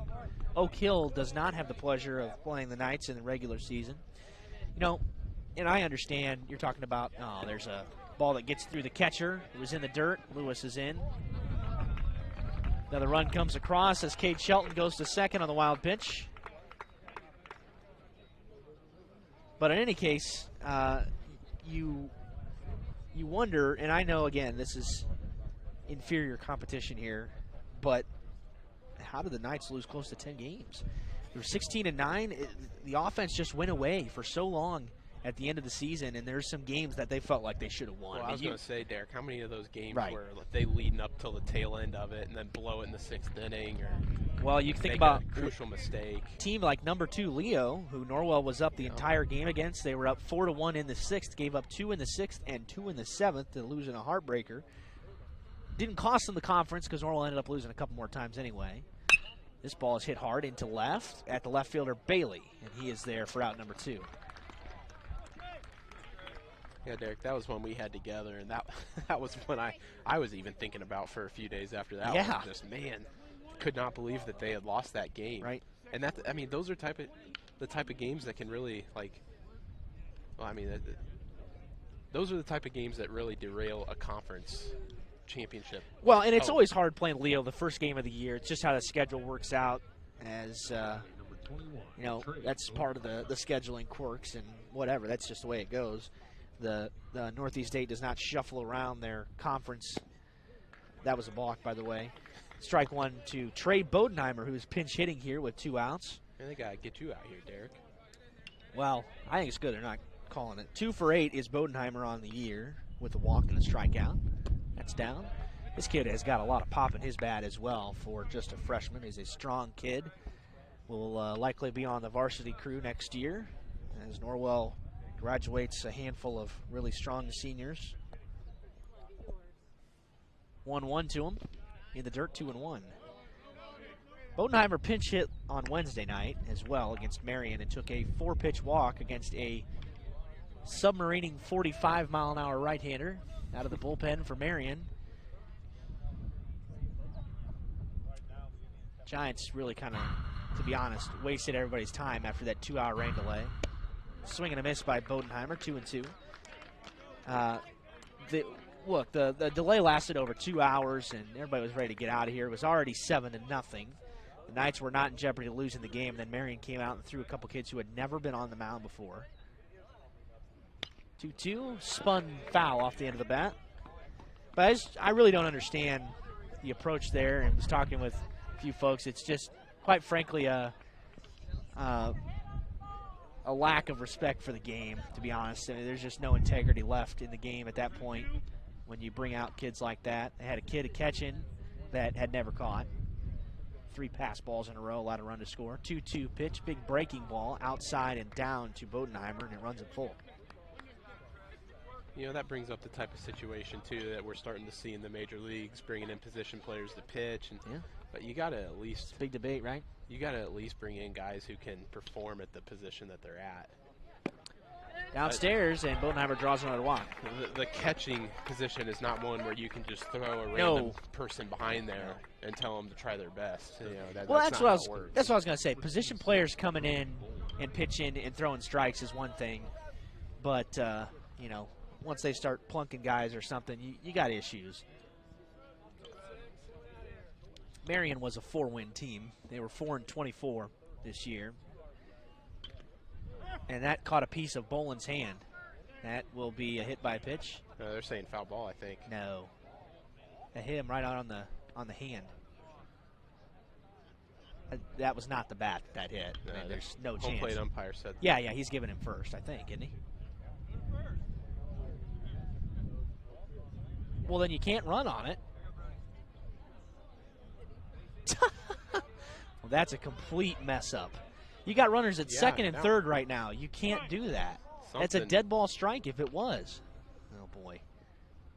How did they miss it? I don't know. Nobody's paying attention because they're just not paying attention or something. Because unless he didn't call a strike. Well, they didn't give a ball or strike on it either. It's 0-2. Did they call a balk, maybe? Did they? Maybe they did call a balk, and I missed it. Okay. So they must have called a balk. It's high and tight. Counts 1-1, apparently. And we're waiting for him to call out the count, aren't we?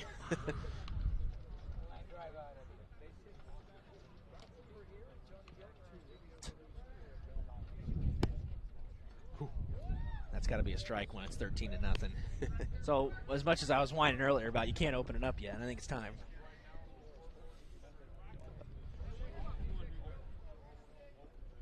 Two balls and a strike, apparently, so that did end up being a balk.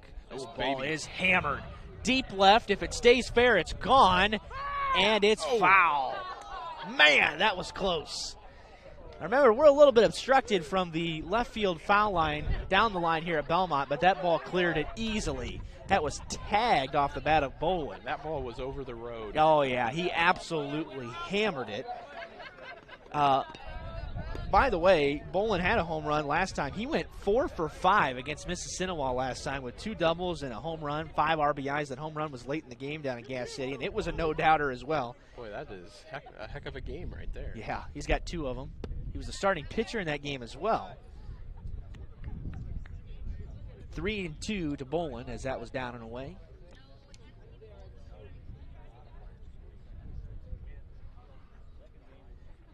The payoff once again.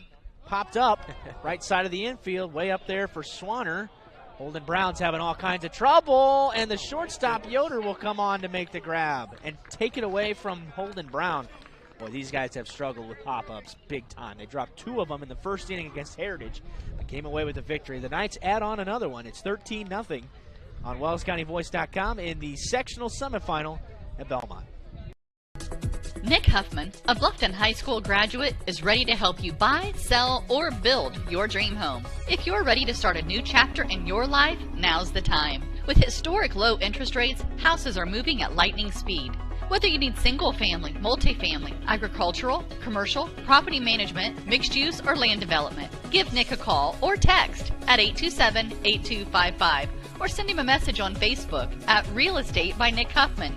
Nick is located at the Steffen Group at 107 West Market Street in Bluffton. His number again is 827-8255. We're in the bottom of the fourth inning. Norwell's up comfortably 13-0. Rocco Haynes is back on the mound for the Knights. Boy, this guy doesn't take very much time between innings either, but he is a fast worker. He's kind of gotten hosed on the 2 hits that he has given up here today. It was a fastball that was lined into right on a full count pitch, not a strike. And then the other one was one that was driven right into the dirt, half an inch in front of the plate, and then Haynes couldn't make a play on it for an infield single. Those are the 2 hits that Ole Miss has had. He's also walked 1, but other than that, it's been all Rocco today. No problems. Leadoff hitters Yoder, then Swanner and Brown, 3, 4, 5 for Ole Miss. Swanner 2 for 4 with 3 RBIs. I'm sorry, this is Yoder. First pitch grounded towards third. Bolin tries to backhand it, but it's foul.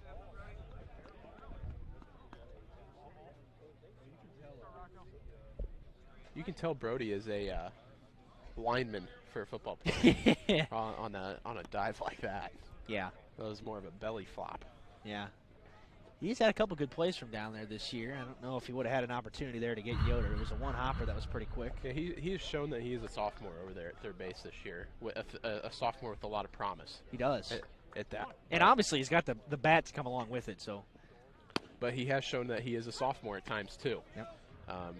I recall about a week and a half ago, in the regular season finale, he decided to try and throw one from his butt. Yep.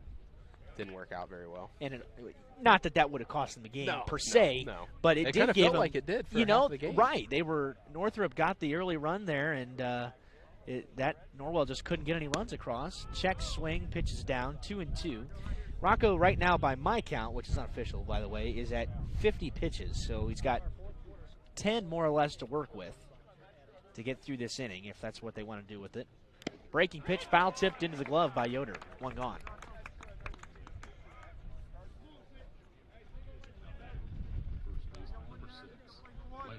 Cubs landed Swanner for Ole Miss. Where's number 6? Has 1 of 2 Mississinewa singles today. Again, he had 2 hits against Norwell last time and 3 RBIs. Oh, ball 1 just off the plate. Mississinewa has been a program that has hovered right around the 500 mark typically. There's a strike right at the belt. They went 16-7, was their best year recently back in 2017.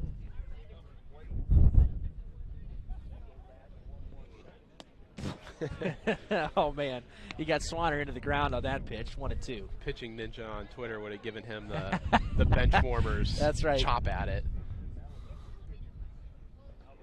Fastball, and he's behind it. Stabs it foul. That's just not fair from Rocco. That's just being mean. I mean, you have somebody who can't catch up to the fastball at all, and then you throw a little curveball at him, and then come back at a fastball where he hits it off the handle. Probably, I bet you his hands are stinging a little bit right now. Yeah, on a cooler day. Another fastball, just off the plate, 2-2. This has got to be the last hitter, I think. Well, I don't know. We keep thinking we know, but we don't know. That's inside, 3-2, and by my count, that's 57. Maybe the plan isn't to use him. I mean, maybe they just write him out and say, whatever, we got a bunch of other guys that can do it on Monday. And he walks him. Well, we'll know here shortly. Jamie Feldheiser and Dave Goodmiller haven't shown a lot of motion yet. It's a walk. And I think he's going to stay out there.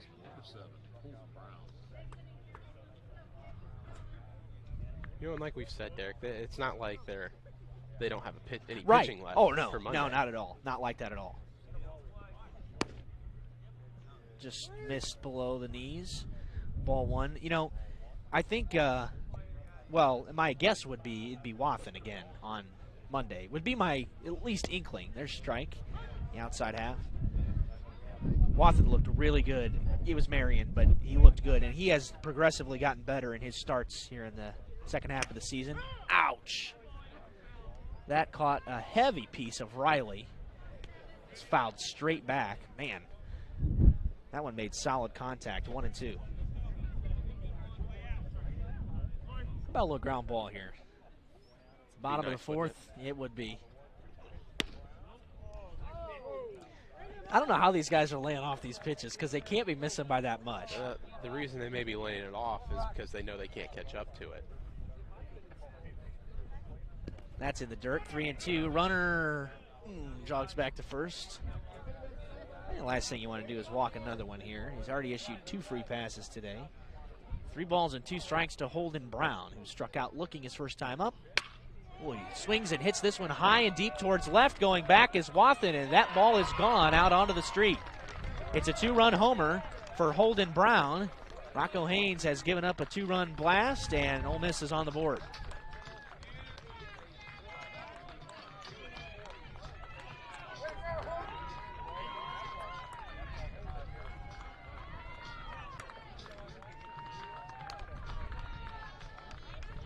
Well, I believe, I'd have to go back and look, but I think Rocco gave up, that's his first home run he's given up this year, if I can recall correctly.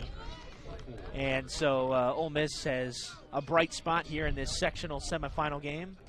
Comes Landry Rock for Ole Miss with 1 out. Fastball, first pitch. I can't see it. It's third base side, and it drops on top of the dugout. That sun is bright here today. There is no clouds to block that thing. The wind is blowing. At this point, the wind is actually blowing out again. It's been a combination of blowing out and then right to left at times. It's been swirling here in Decatur today. The strike 1 pitch. Oh, man. Ball 1 just inside. The zone has gotten tight. I don't get it. You know, it's 13-0.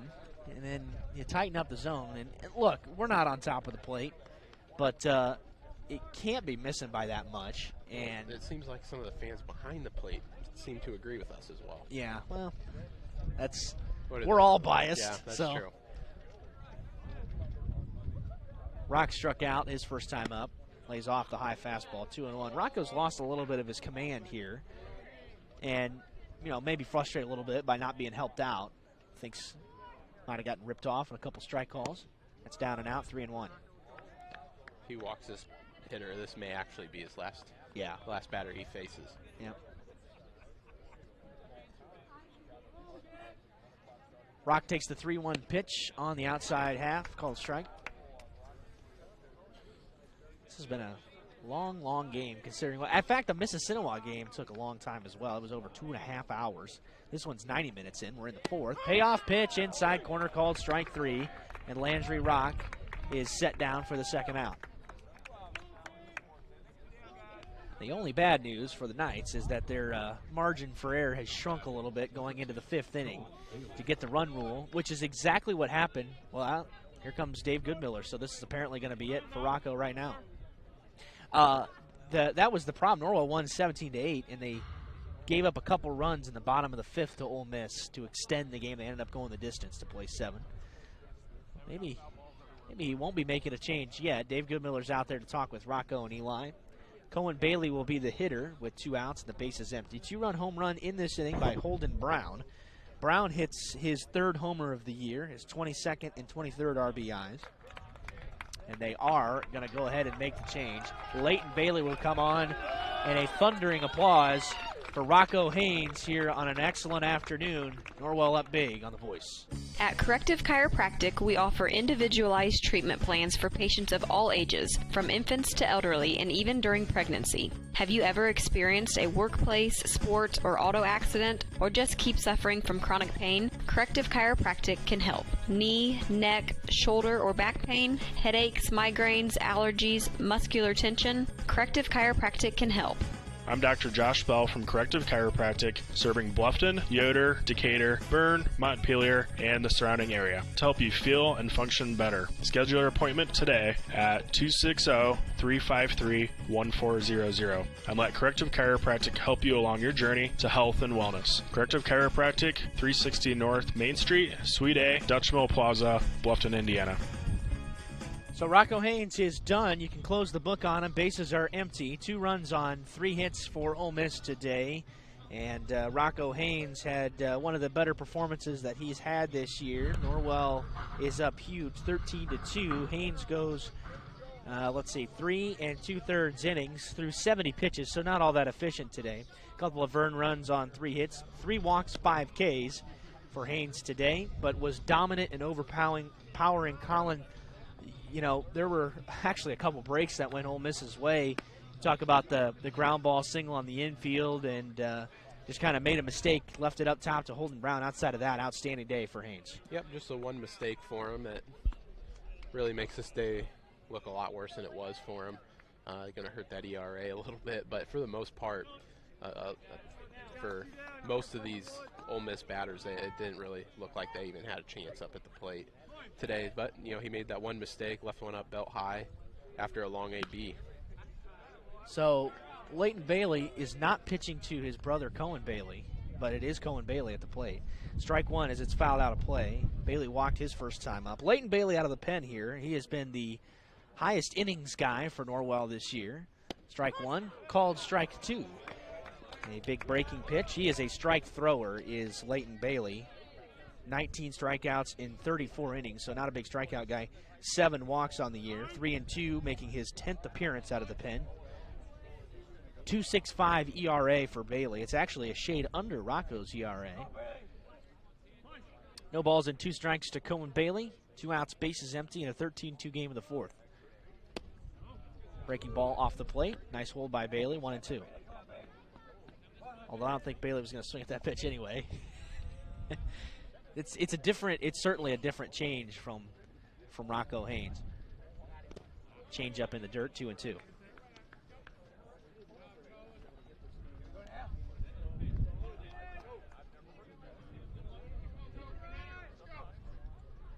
Bailey stares in. He has the sign. Comes set at the chin. The 2-2. Popped up foul. First base side. Drifting out of play. Bailey comes out of the stretch exclusively. Does not go from the windup.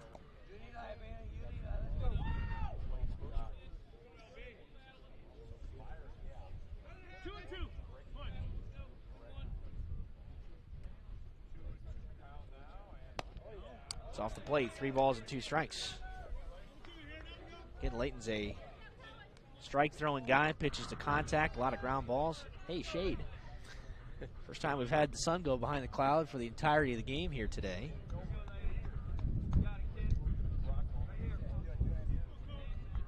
Three balls and 2 strikes to Cohen Bailey. This pitch is lined towards left. Coming on is Wathen, and he will make a shoulder-high grab to retire the side. So Bailey comes in and sits down Cohen Bailey. We are through 4. The Knights still in full command in the sectional semifinal game at Belmont. Always going to have sibling rivalry, and it's no different with the Heidi brothers. They went and built 2 dealerships right next to each other and filled them up with new Chevys, Jeeps, Buicks, Chryslers, Dodge Rams, and more. And some of the best late model pre-owned vehicles around, just so they could compete for your business with service, selection, and price. The choice is yours. Heidi Automotive Group in Bluffton, just 20 minutes south of Fort Wayne.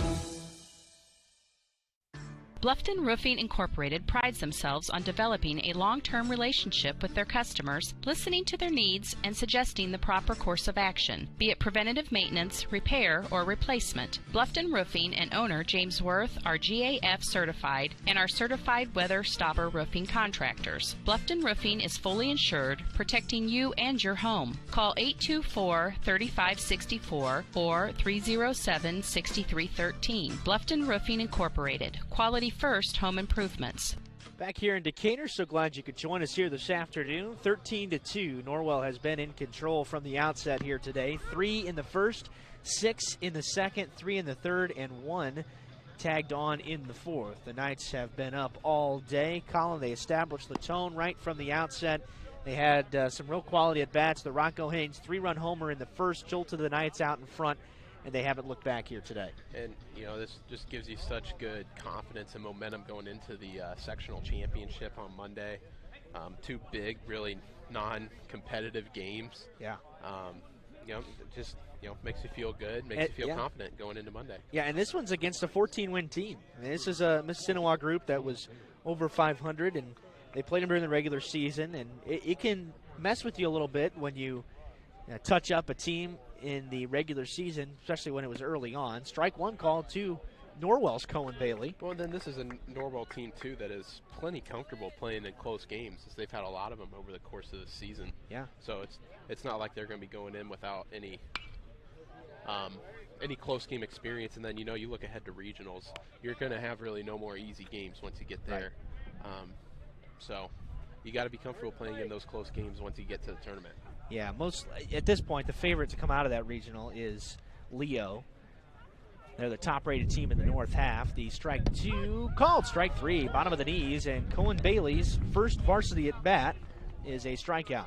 Well, that may be a fun game to watch too, because that was a close game that Norwell had with them.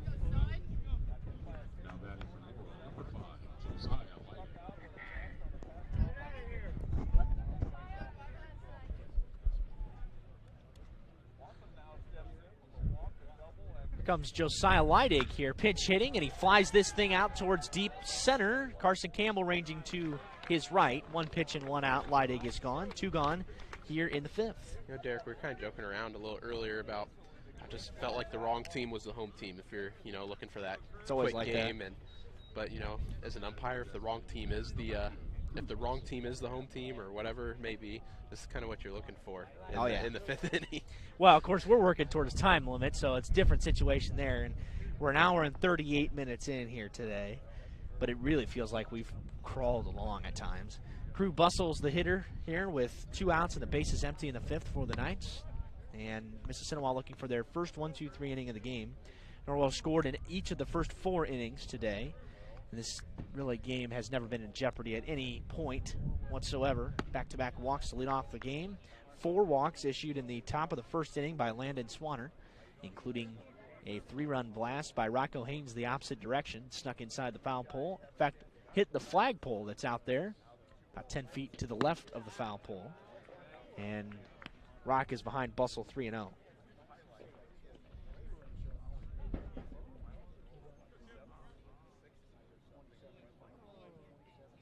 Rock from the belt and comes out of the windup and delivers ball 4 up and away to Bustle. He draws his first walk of the day. Boy, all 4 of those pitches were just not competitive. Not a single close one at all. This umpire's been generous to Ole Miss today. Lane Lewis is the hitter now. He is getting his second varsity at bat. I checked that, the third one. A walk for him and a ground ball. First pitch skips in the dirt, 58-footer. Bustle holding it first.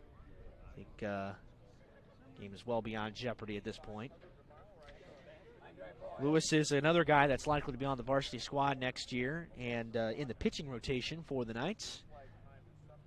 Lewis has appeared twice out of the bullpen at the varsity level this year. Consistent JV starter. Strike 1 at the knees. Bluffton taking on Woodland right now on Wells County Voice. 11 a.m. start up at Eastside. Adams Central and Eastside playing this afternoon. And the winners meet there for the championship, which is 11 o'clock on Memorial Day. Lewis pops this thing up on the infield. Coming on is the first baseman Swanner. Makes the grab. Side retired. And Norwell goes down without a run for the first time today. They need 3 outs to get to a sectional championship game once again, as Norwell is on top 13-2 on WellsCountyVoice.com.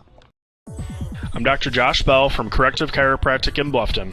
My goal with chiropractic treatment is to make you feel and function better by providing neurostructural corrections to help put your spine back into alignment, to strengthen your nerve system, and to relieve nerve pain. We strive to help you heal and stay healthy for years to come. Our full-service chiropractic team in Bluffton provides corrective exercises, lifestyle advice, along with spinal and postural screenings. Hi, I'm Dr. Nick Altair, and I'm proud to join the team here at Corrective Chiropractic. Our goal is to figure out what is causing your pain and restore movement to the optimal level. From infants to older adults, chiropractic is a safe way to manage growing pains and other body trauma. Did you know that chiropractic care can strengthen your overall immune system? Give us a call at 260-353-1400. Chiropractic care can help you on your journey to the best version of you.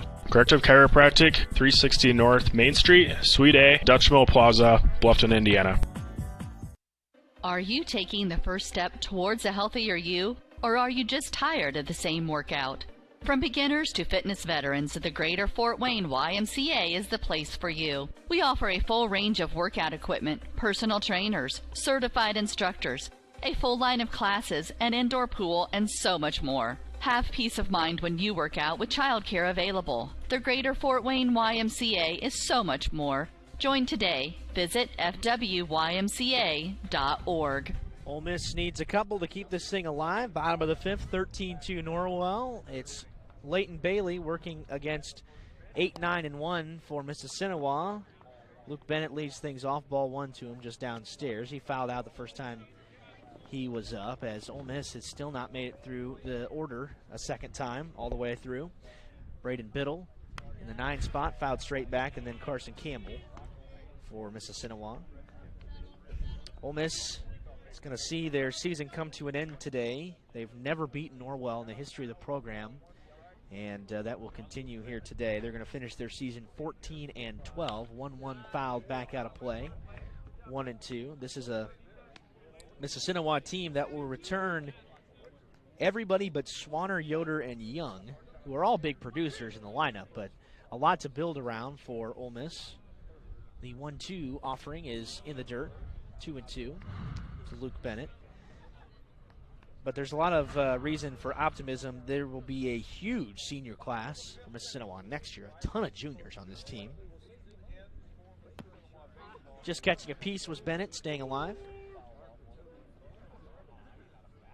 13 runs on 8 hits today for the Knights and 7 left aboard. 2 runs, 3 hits, 2 errors, 2 left for Mississinewa. Hour 43 minutes in, started a couple minutes after 11.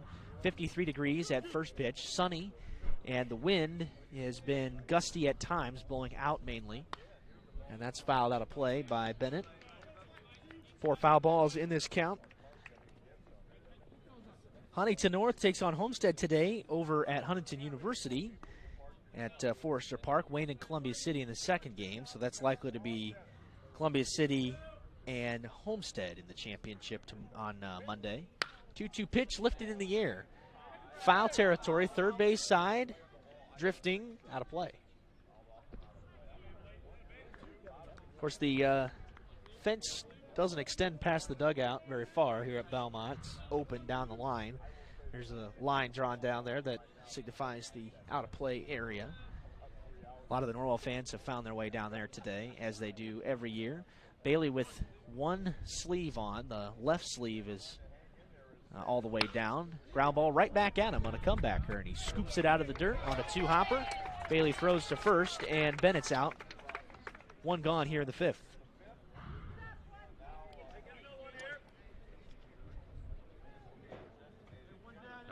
Braden Biddle is the DH here for Ole Miss today. Well, no matter what happens today, you get the feeling that, you know, this Norwell is going to be tested a lot tougher on Monday. A sectional championship game that's fouled towards the screen, although I would argue that even though that was the biggest question mark coming into the year, I think Norwell's got enough pitching to keep themselves in just about any game against anybody. Now, the bats have gone quiet at times this year, but the pitching's been pretty solid, pretty much top to bottom. I mean, we had that stretch throughout the season where we had quite a few low-scoring games. I mean, you look at Huntington North, 2-3, that 3-2 win against Northrop. I mean, for a lot of high school baseball games, that Leo game would be considered low-scoring at 4-5. So, right, you know, if you got the pitching, in baseball, pitching is the name of the game at just about every single level, from 10U all the way up to the major leagues. So if you have it, you're set. And you know, we saw that with whenever I played with like a team like Belmont with Shinneberry. They could just cruise through anybody that they wanted. All they had to do was trot Shinneberry out there. 2-2 popped up foul. Bolin giving chase, third base side. He's drifting. Here comes Haynes crashing. And it will fall foul. Yeah, one guy, especially at the high school level more than anybody else, more than anywhere else or any other level, can make an average or a bad team really good for one day. And if you play your cards right in a sectional, depending on how loaded the sectional is or is not, and this year there were several teams with a winning record here. Heritage was the favorite. They were 24-3, and they smoked Norwell in the regular season.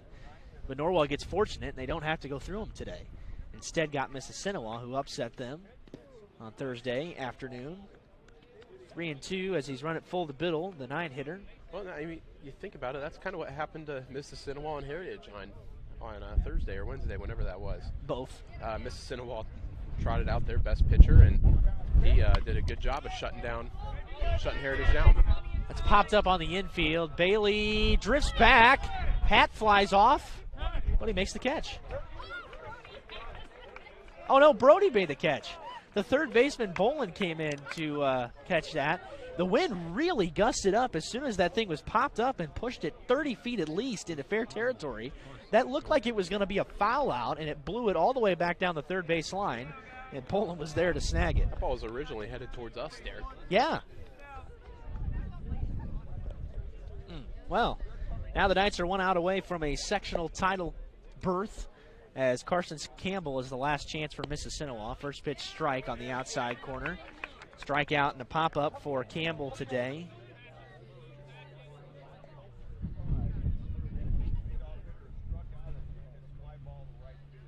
That's in the dirt, 1-1. Norwell has been in this situation so many times in the past.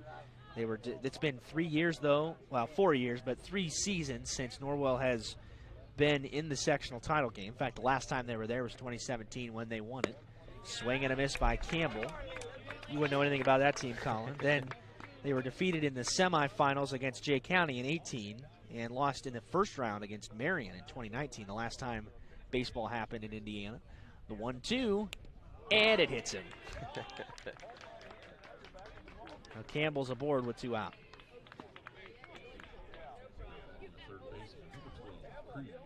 Cree Young the hitter now, but yeah, it's a situation. As far as Norwell's concerned, that's a long drought without being in a sectional championship game. That's what I was about to say. Is how long? When's the last time Norwell's gone 3-4 years without a sectional championship? Yeah, hasn't been since the 90s. Norwell's been exceptionally strong program since Kelby Waybright took over the reins. Strike one on the inside half to Young. Well, you remember a few of those teams back in the 2006, 2007 era with Jared Parker, and Cree Williams was a part of that team. That's right. I mean, Rhett Goodmiller, Coach Goodmiller's son. Absolutely. I mean, you had some really good teams. that was a fun time to watch Norwell baseball. Then, of course, the resurgence in 2013 after Kelby Waybright stepped down. Andy McLean became the first coach in Indiana high school baseball history to win 2 state championships in back-to-back years at different schools. 2 balls and a strike here to Cree Young, came from a buff. Off speed is popped up, foul territory. Riley giving chase. He will make the catch over his left shoulder, and that's the ball game, and Mississinewa's season comes to an end. Norwell wins 13-2 here today. No problem. The game was not competitive at all.